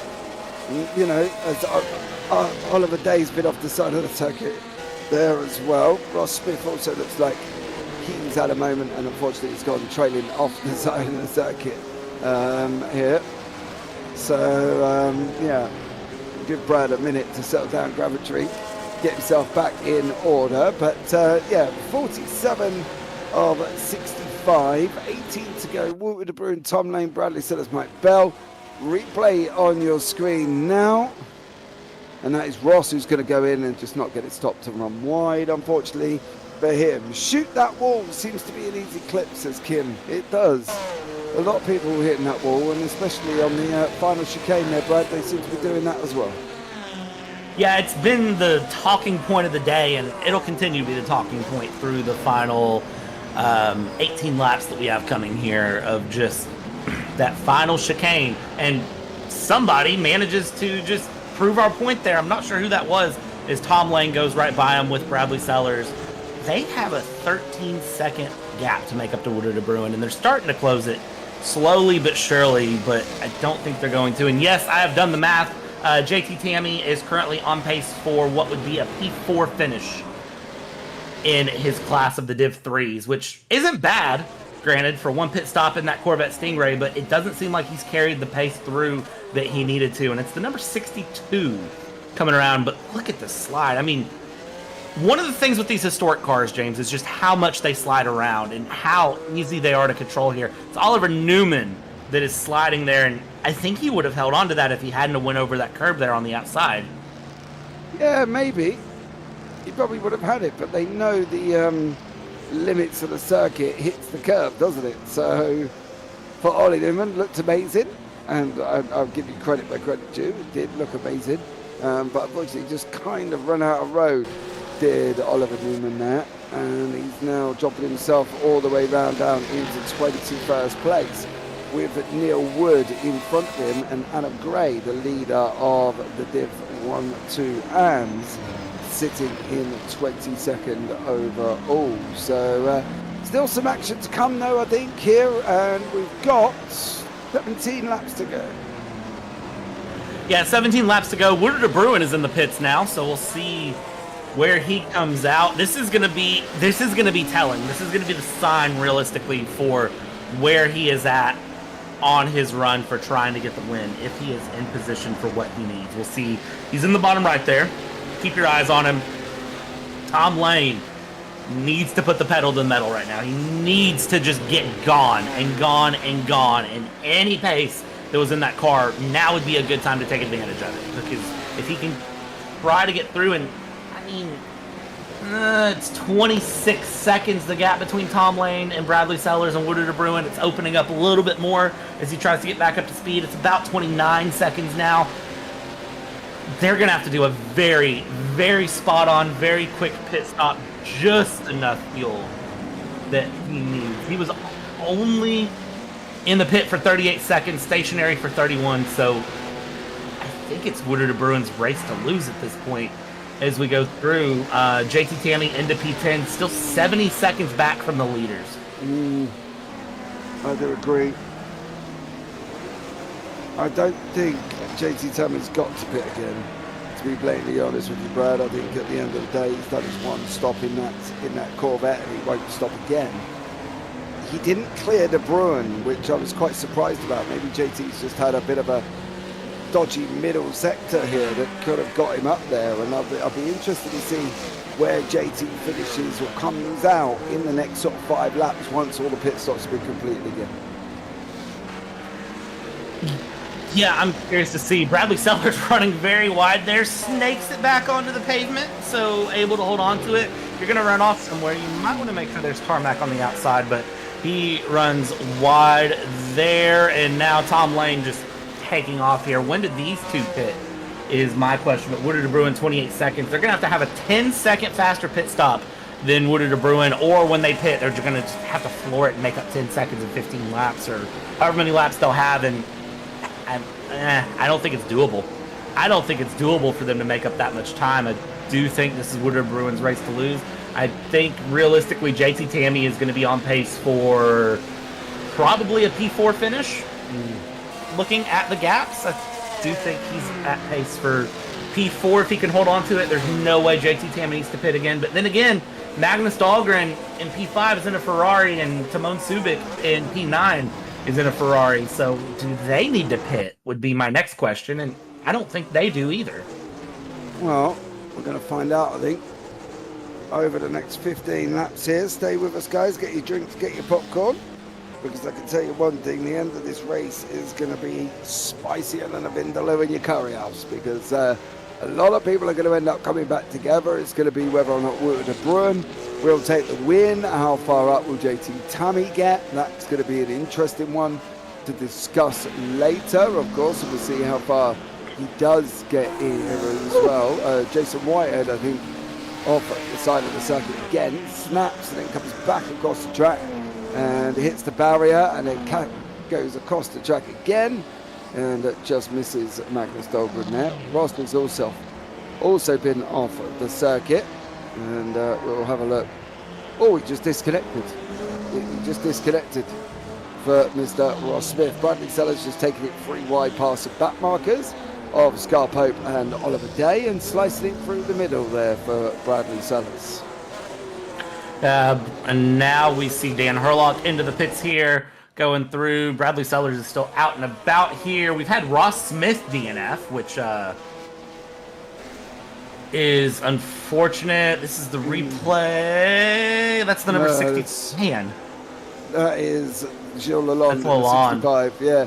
Ross, we think, just disconnected. His car went a little bit haywire and it disappeared off the circuit. So, yeah, I think for Ross, that is a disconnect as well. So we saw Lalonde putting on his own ballet show in the pirouetting in the middle of the race circuit. Some lovely pirouettes there, and shame Gilles Lalonde wasn't a breakdancer, because he could have been in the 2024 Olympics. So there we go. he would have been great in the Olympics too. He probably would have scored at least 1 point, or at least a tenth of a point for that. I don't know. Anyways, lap 52 of 65. I think our final pit stops are happening. Around there. Yeah, I think they are as well. Don't worry, Barker has not been in the pits for 4.5 minutes. I'm sure we'll just give the old timetable a quick refresh there, give it a little bit of a kick and kick it back into life. There we go. He is back out on the race circuit. John Mayer and George Angelidis, they're on the racetrack beside each other currently here. So George and John. Again, it's Scudiera Cavalli and the Flying Kiwis here in the teams and in the championships as well. It's going to be it's who could score the points here, I think, for these guys. Yeah, it's I think that's really in the Div 3 AMs. That's the big question right now, is the points for the teams. I know, Jerry Chin is up there 30 seconds ahead. He's leading the driver standings, but the constructor standings, for Chin and Mayer, they have that Flying Kiwi Racing or team standings. Flying Kiwi Racing is in a good spot, 99.4 to 90.7. Angelitas, Whited, and Mr. DeMarzo, they're going to have to step it up through the end of the season to really start closing those gaps in those points in the Div 3 AM and trying to find their way ahead if they can. That's the big question, is if they can. And then, of course, you look at the Div 1-2 standings, and, you have the Lotus 23Bs of Borman, Ely, and, they're running pretty consistent here, at least with this race, and we should have some more tracks going through the end of the season that are going to benefit them. They're P3 in the team standings in Div 1-2, but I wouldn't be surprised if they can gain some more time in Div 1-2 and gain some more points forward in the team standings. Yeah, I wouldn't be surprised in that one either, to be blatantly honest, but George has given John all types of pressure here. He knows he needs to clear him for the team standings. Does George? Is he going to be able to do it? That's going to be the question. Through that final chicane, they're going to be going in and off down the wrong now. You can see on the screen, running down once more, and John's coming up this side, John Mayer, and he's doing a great job trying to keep John honest. Around the right-hander they go. Again, is he going to be able to get through? George looks up the inside, nothing doing, takes a different line to Mayer. Now they're going down by St. Mary's, the only left-hander on the circuit, bar going into the chicane. And again, they're going to go left, and they're going to just start turning right now. And George again is looking for that run. Going around the right-hander of Levant. Is he going to be able to hold it? He is being able to hold it. George tucked in right behind him now. John Mayer and Angelidis going to be battling out. Angelidis sliding that car on the way through. Coming down now the straightaway. Going to be into the right-hander of Woodcote. The tricky corner that seems to catch them all out here. Can both of these cars get through without any problems? Is John Mayer, George Angelidis round the right-hander. Angelidis wraps it up better than Mayer. He cuts the inside off. Now they're going to try and go side by side. No, George thinks better of it. Through the chicane here, Brad, and that was half a lap of action from two great racing drivers. Yeah, and I like seeing that as we're getting down to this 10 to go point, we're starting to see more action build through the field, and more drivers are starting to just, at this point, they're ripping the Band-Aid off, and they're saying, you know what, it's 10 laps, make it or break it, and they're just sending it through, trying to make it to the end. We've gotten past that beginning chaos stage. We've gotten through that middle, dull, lull, slow stage where the drivers are very, just trying to make it through. And now we've hit the end, and this is where the drivers need to flip that switch, and anything left in the tank they need to find is John Mayer is getting, there's in the wall. In the wall goes John Mayer. Not what you want to see there. Again, it's make it or break it, and unfortunately I think some of these guys are picking to break it. John Mayer there, unfortunately, straight into the wall. Not a good idea for these guys. Incredible action going on. Absolutely, and a little bit of an update there. Bradley Sellers, 4 seconds faster in the pits than Woodard de Bruin. So we'll see if he can start closing that gap through. You can see he's also got a 4-second gap there to Tom Lane. So Bradley Sellers, if you want to win this race, you've got 10 laps to make up 11 seconds. across a 1.5-minute lap, and well, you lost 2 seconds on your last lap. So his out lap. We'll see here. I think he's going to be quicker this time around. After his out lap, we'll see what the pace difference is. So we might have a battle for the race win on our hands between the top three. And JT Tammy is currently P6 in class. So JT Tammy looking at finishing P6 in class. He's about 5 seconds off from Timon Subic. JT Tammy could... Oh, no!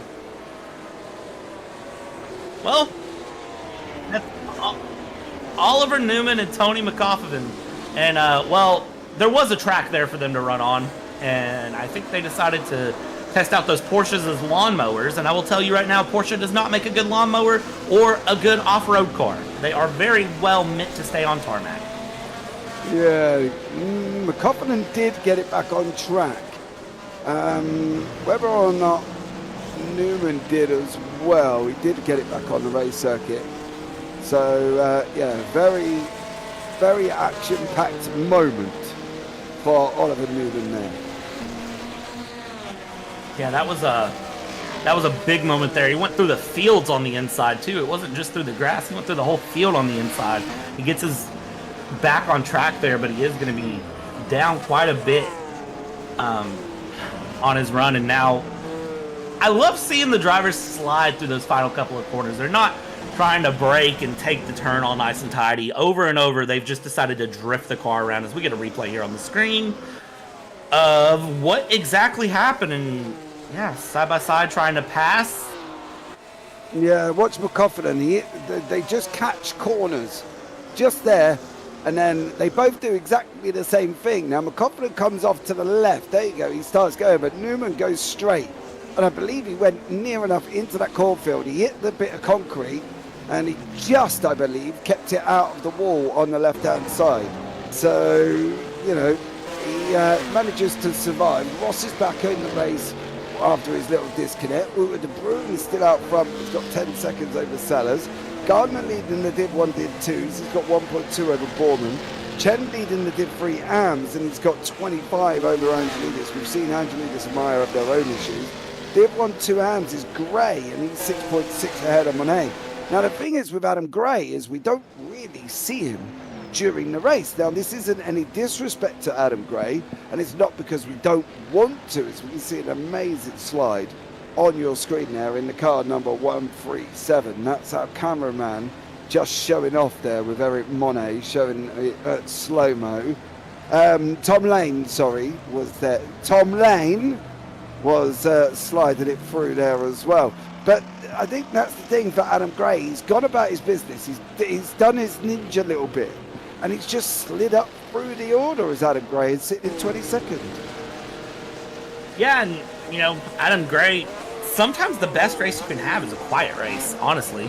And, you know, for the Div 1, 2 AM, sometimes that's all they want is just a quiet race where we don't mention them, we don't give them a lot of camera time, and they run through and just make a run. So for Adam Gray, you know, I'd be perfectly content if I was in his position right now. You know, he's ran consistent the whole race. He's been smooth the whole race. He's done everything right. He's just, you know, running his own race, which is all you can ask for sometimes as we go through here. Lap 58 has officially started, James. We're nearing the end of what's been a exciting, stressful, somewhat chaotic time, but the drivers are doing well here. And at this point, if Bradley Sellers has anything he can do, he's got 7 laps to find 8 seconds.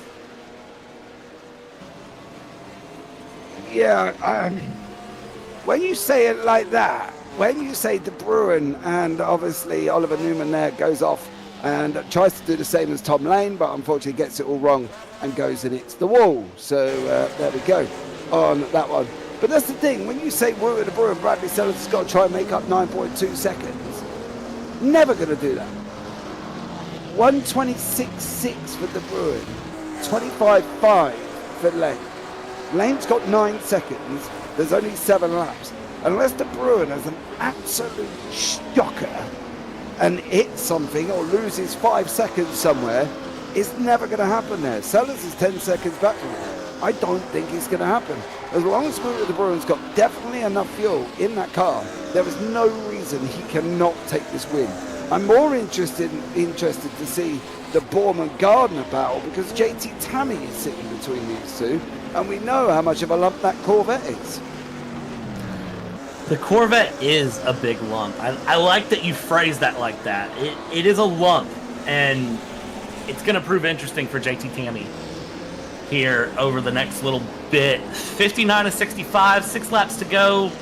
We're looking at George Angelidis here, who is trying to fight Mr. John Mayer as he can. And, I mean, for George, I hate to say it, it's going to be close. Looking at lap times, looking at pace, George is going to be under some pressure here to the end.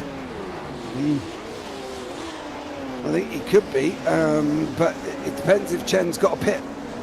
Has Jerry Chen got a pit? Otherwise, he's going to have an open into 25 seconds of Angelidis. And of course, Chen and Meyer are on the same team, where George Angelidis needs Whitehead, who is in 27th, and DeMarzo, who's not in here. So this really is more of the George Angelidis Scudiera Cavelli fight in that team championship. That's the problem. Whitehead at the moment is down in 27th place. What is going to happen to it after that? Well, we're going to find out and see what goes on from there. But at the moment, I can't see Jerry losing this.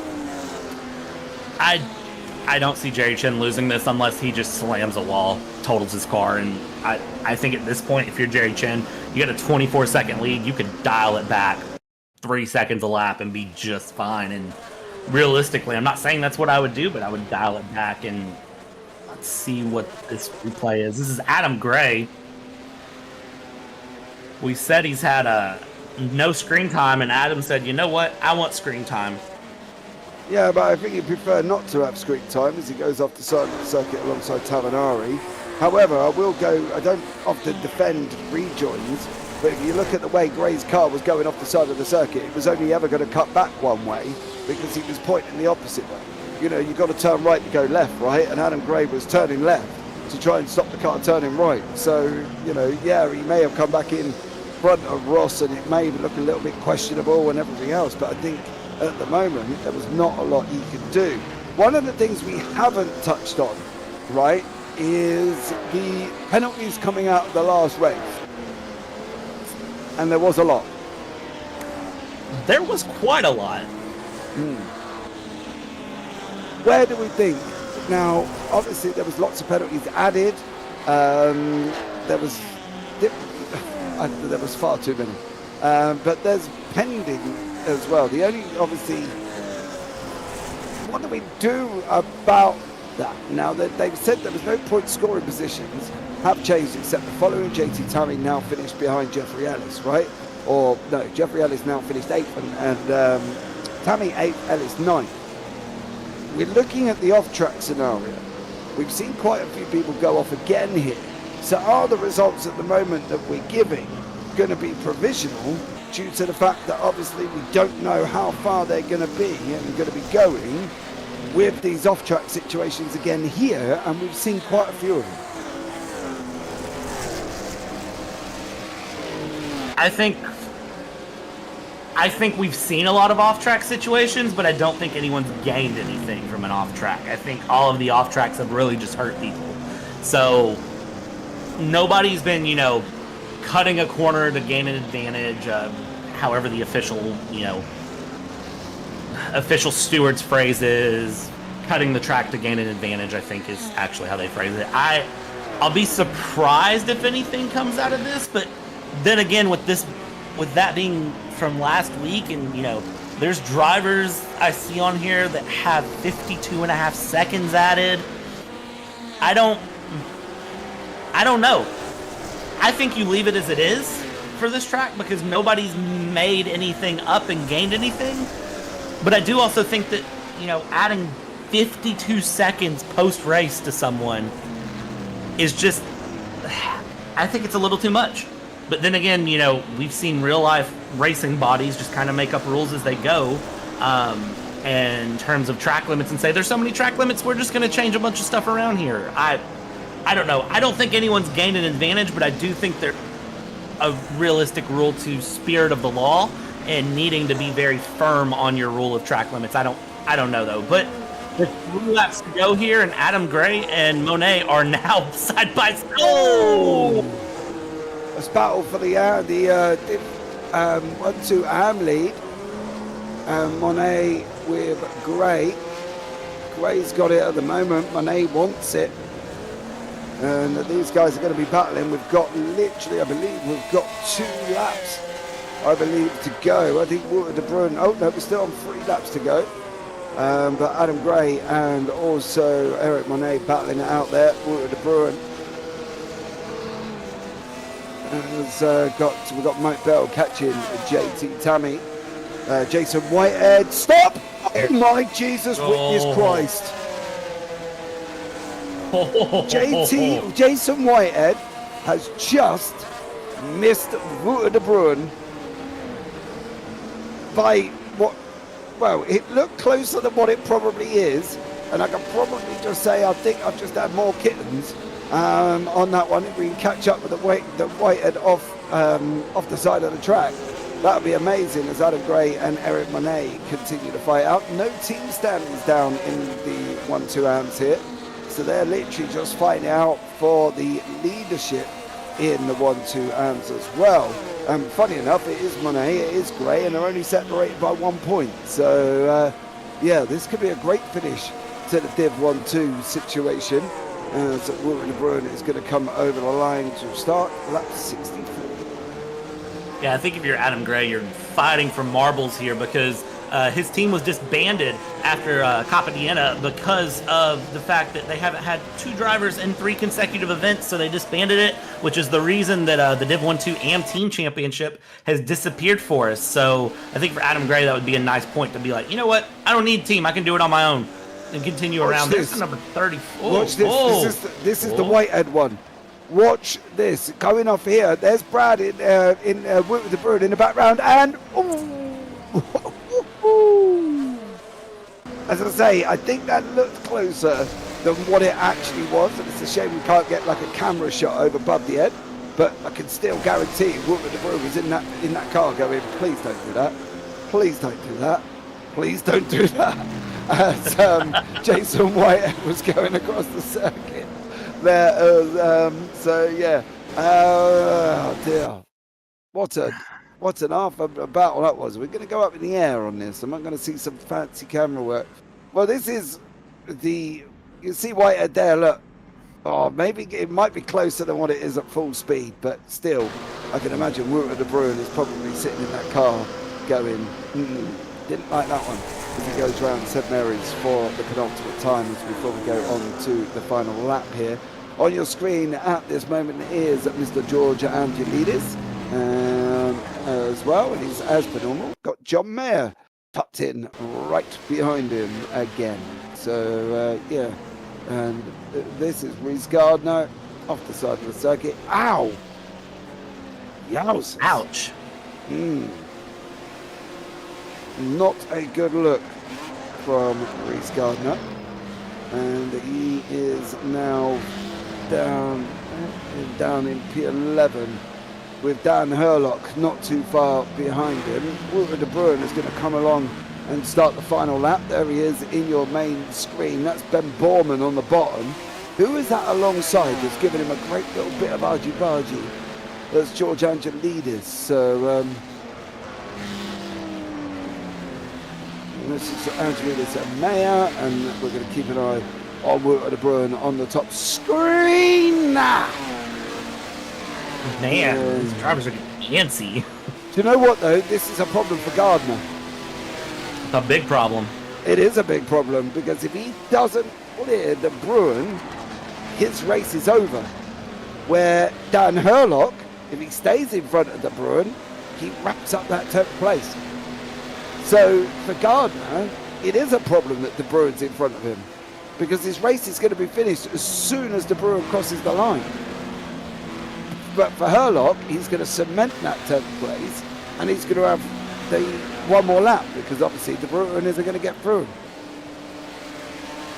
Yeah, I don't think Reese Gardner is going to get around De Bruin here to the end. De Bruin just a couple of more corners. I mean, he's had a good steady race, and he's got 10.5 seconds in the lead. So Yeah, I think this is probably one of De Bruyn's best win. Here we go for the final time through the chicane. Woo, De Bruyn, De Bruyn.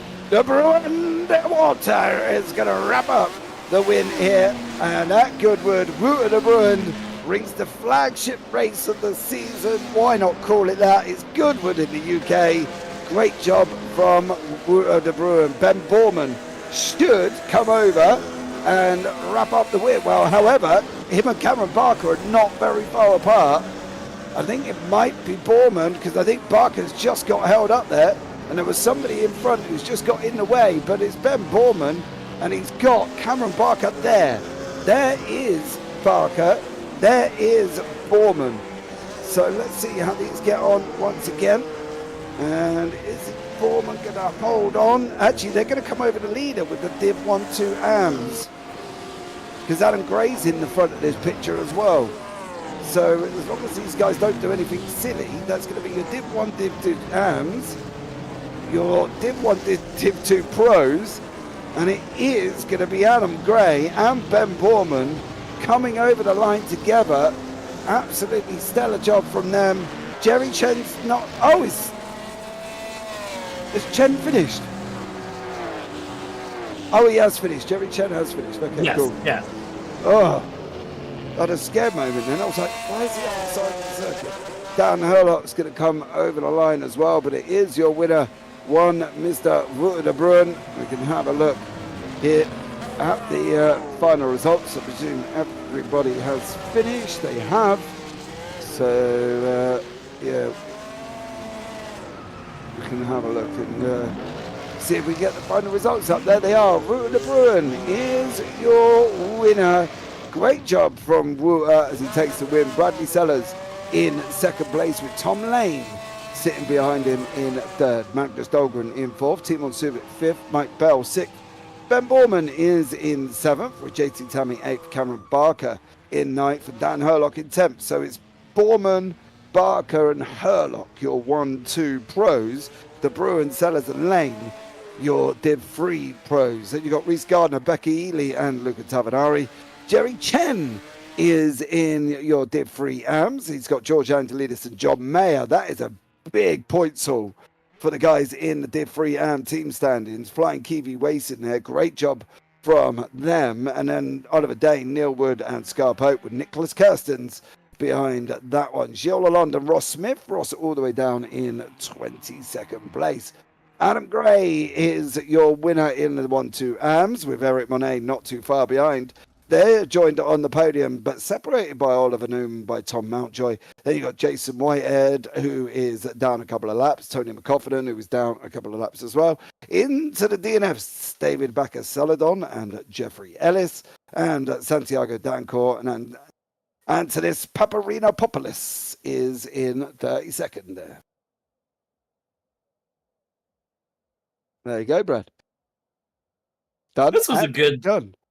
This was a good one. This was a good race. I think I agree it was, but I also see just how manic it actually was there. And I think, I'm going to start with Adam Gray here. I think when we're ready to start bringing people in, I want to see it from the 1-2 AMS situation to find out just how manic it was. Because I think overall, it was very, very busy. Very, very busy indeed. And if everybody's ready, we're going to bring Adam Gray into the booth. Adam, your Div 1-2 AM winner takes a win over Eric Monet. They were separated by 1 point coming in. It's going to be swapping back the other way because Monet is in second place. But let's welcome in Adam here as well. Adam, welcome in, buddy. How are you? Not too bad. Yourself? Oh, mate, I'm all right. A bit hot today, mate. I've got to be honest. Yeah, it's a bit warm here. Yeah, sat in an office with no windows, mate. Trust me, it's toasty. But listen, I want to talk about with you being that, and this isn't disrespectful when I say this by any shape or imagination, so please don't say that. But being in that bottom split almost, how manic was it out there with the cars coming at you on a lap that's very short and it only takes 1 minute 36? I found the Div 3 cars quite annoying, to be honest, because obviously they're a lot quicker than I am, and they're lapping me. But I found when I was getting behind them, I was losing time. Mm. So yeah, it's quite hard trying to keep out of their race, but still have my own race. Why do you think you were losing time?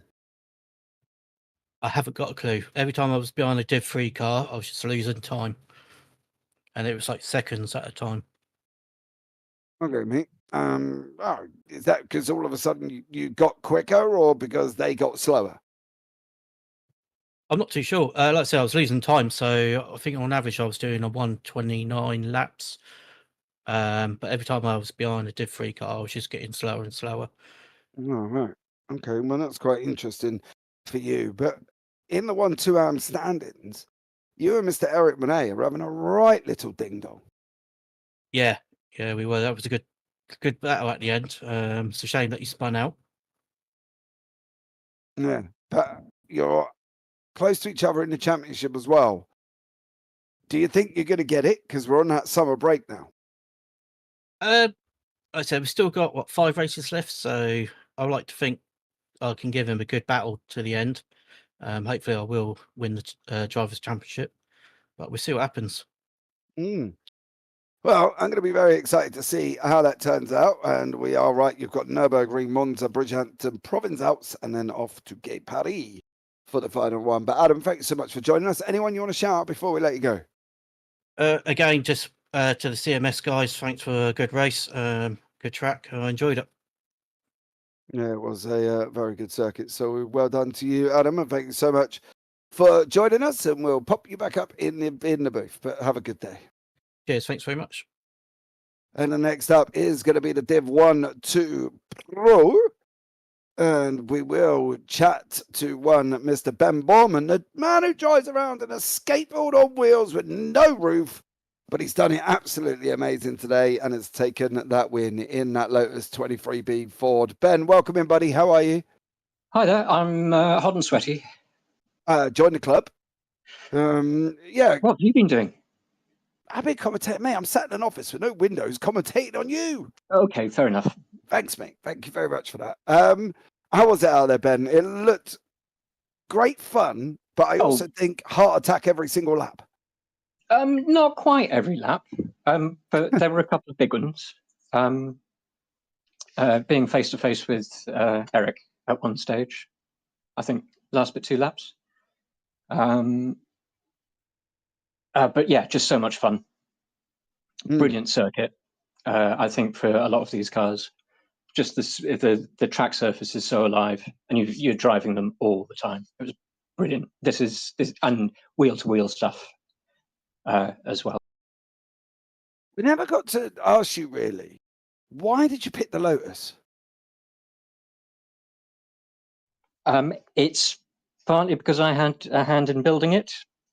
Nobody else picked it up, so I kind of felt obliged to drive it. Right, but okay. It is so much fun as well. So I won out there. Yeah, you and Becky both in it. Both of you part of the Fatigo Monsters Lotus team. So of course that gives you a nice little bit of points in the championship as well. What is Ben Borman's aspiration for this season? What's the situation in the Ben Borman mine camp? The situation is not to have races spoiled by disconnections. That's all I want to do. Just be able to have a race, have a good result. I've just suffered too much from disconnections this year, so that's it. Just be there at the end. Yeah, absolutely. Well, you didn't have one today. You did an absolutely stellar job. So fair play to you, Ben. Is anyone you want to give a shout out to before we let you go? I'd just like to say, in memory of Barry Wizzo Williams, who used to drive at ridiculous speed sideways around Goodwood. Okay, mate. Well, thank you so much. Some of my happiest memories. For that one, Ben, and we'll look forward to seeing you next time out at the Nürburgring. Cheers. Take care. Right. Now I'm going to have a chat with Mr. Jerry Chen. Jerry, of course, taking the win in the Div 3 AMs here. Did an absolutely stellar job. Back with George at the beginning. They had a little bit of a ta-ta-ta. And then Jerry pulled away. And John Mayer then come in. And a little bit of ta-ta-ta with George. But Jerry, welcome into the booth, buddy. How are you? I'm good, guys. Yeah, that first stint was fun with George. You know, as usual, by now, you know, we run the same setup every race, so I can tell George is better than me on the brakes, and I'm better than him on corner exit. So, I was just trying to find a place to get by, and then I saw him go wide at that last turn. He got all the way onto the grass, and I took the inside line at the chicane, and I don't know if he didn't see me or he tried to fit two cars in there. I don't think you can fit two cars in the chicane, but he tried. Yeah, and then after that, yeah, I had a little good battle with John, and I think he ran wide on coming onto the back straight. And then after that, I just put it in the cruise to try and save fuel because I wanted to make sure I made the 32 laps to hit halfway. Well, you definitely did do that. And I did wonder what George was doing. I think he just thought he'd get his elbows out, Jerry, and give you a right little ding dong into that chicane. But listen, for you guys though, in the team standings, you and John, you've racked up some nice points at the moment in this race. Yeah, and this race is important since we both messed it up at the hill climb. We didn't get any team points at the hill climb, so it was important for us to get some good points in the last two races to get that lead back in the team's championship. Yeah, it definitely was. But what's the championship situation in your mind, Jerry? Because you and George seem to be like Velcro every single race. What do we think? Are you going to take it? Or is George going to get it off you? Or is George going to get it? Well, I just got to stay with him, I think, for the rest of the races because I think there's like one drop round. So, you know, as long as I stay with him, you know, if I'm not more than one position behind him, I think I'm good for the rest of the championship from a driver's standing perspective. And then teams, you know, I think me and John are pretty good. You know, we're pretty consistent. So as long as we don't crash out, if we finish the race, I think we got the team's championship because we have a small lead, but you know, there's only 4 cars. So as long as we don't DNF like we did at the hill climb, I think we're good. All right, man. Well, you enjoy yourself, Jerry. Thanks so much for joining us. Anyone you want to shout out before we let you go? No, everybody was great. Traffic was awesome, and the Div 1 and 2 guys, I'm sure Scar and Luca were cursing me because they were faster than me in a couple of those places, and I kept catching them on the straights, and then I would back off and let them go in the corners. But yeah, everyone was awesome. Thanks for the broadcast, guys. No worries, Jerry. Thank you so much for joining us there, buddy, and we'll catch up with you soon. Whoa, okay. That hurt my ears. Right, then the last one to bring into the booth is your man, your winner, Wouter de Bruin here, wraps up the win in the Div 3 Pros. Wouter, welcome in, buddy. How are you? Feeling great. Finally got to win the season. Yeah, it's been a while, right? Correct. Last historic season went pretty well for me. At least got a couple wins each season. So I had good hopes with this season, especially as I have been BOP testing, so I knew the cars beforehand. But then I also knew some of the others drivers coming in are pretty fast. So yeah, it took half a season, but now I'm here. Yeah, now you're there. You know, we're sitting 5th before the beginning of this championship as well. Are we resounded to seeing almost not pushing for the championship because I think you might be a little bit too far away now. Are we seeing a Wouter de Bruin participation medal more than you pushing for the championship? Yeah, I mean, I already knew before the start of the season I had to miss the first 2 rounds, and there are 2 drop rounds, but it's good the feeling like you're coming from behind. So I'll just try to do the best I can every race. But also have some fun. So shout out to the Wookie Monsters and Smile Power teammates because it was great fun chatting with them around the race. And previous races were a little tough, sometimes frustrating, partly because all the cars had better fuel strategy. So you lost the race because you had to extra pit stop. But this time everything went my way. Yeah, it did, and you did a stellar job. You know, was having a nice little battle with Tom Lane towards the front of the field there, and Mike Bell was in there, and it was all getting very tight. But you come out as the winner of this one. Are we going to see you next time out? For sure, I'll do plan to join all the other races, and I think it depends on the track which car has the best characteristics for it. Still, the other cars have a better fuel mileage than the Shelby does, so that is a disadvantage for us. But some tracks we have the speed, so we'll see how it pans out. Yeah, I do fully agree on that one. So let's see if we can get you out on track for the Nürburgring and see how you do. Don't forget that is a long way away, mind you. That's right the way through to the 5th of October. But thanks so much for joining us, everybody. Anyone you want to shout out before we let you go? Well, shout out to Ross for all his hard work, also making these cars, but also as my teammate, he just sending some positive vibes to him as he had a disconnect and it's a bit down right now. He could have had a top 5 otherwise as well. Yeah, absolutely. Well, thank you so much for joining us, everybody, and we'll see you hopefully in the next one. Yeah, thanks for your work. See you next time. Worries. Take care. Well, Brad, it's been a very interesting one here. Goodwood, did it deliver, or was it more of a meh? I think Goodwood delivered. I think it was for lack of a better phrase, a good time. I enjoyed it. I think there was a lot of action. I think it really kind of showed a unique sort of style of racing that we haven't really gotten from these cars, which is just, you know, as we've said, essentially oval with one random left-hander in the middle. And looking at the rest of the season, looking at all the races before, all the races after, we don't really have another race like this. I will tell you, though, I'm a little sad I've got to wait until October to get Nürburgring. I wish we could have that race a little bit sooner, but that's going to be a huge race. Yeah, I do fully agree. I think that's going to be an amazing one. Well, guys, thanks so much for joining us. We're going to wrap this one up here at what can only be described as a flat-out manic race, and that's exactly what it is. I know Paul in the background is absolutely knackered, so we're going to end it here. I've been James Parfitt. I've been alongside Bradley Dalton. We've had Paul Glover in the production box as well. Thank you to everybody that has joined us. But as always, guys, take care. Have a great week, and you never know, we might see you on the track sometime. Good night.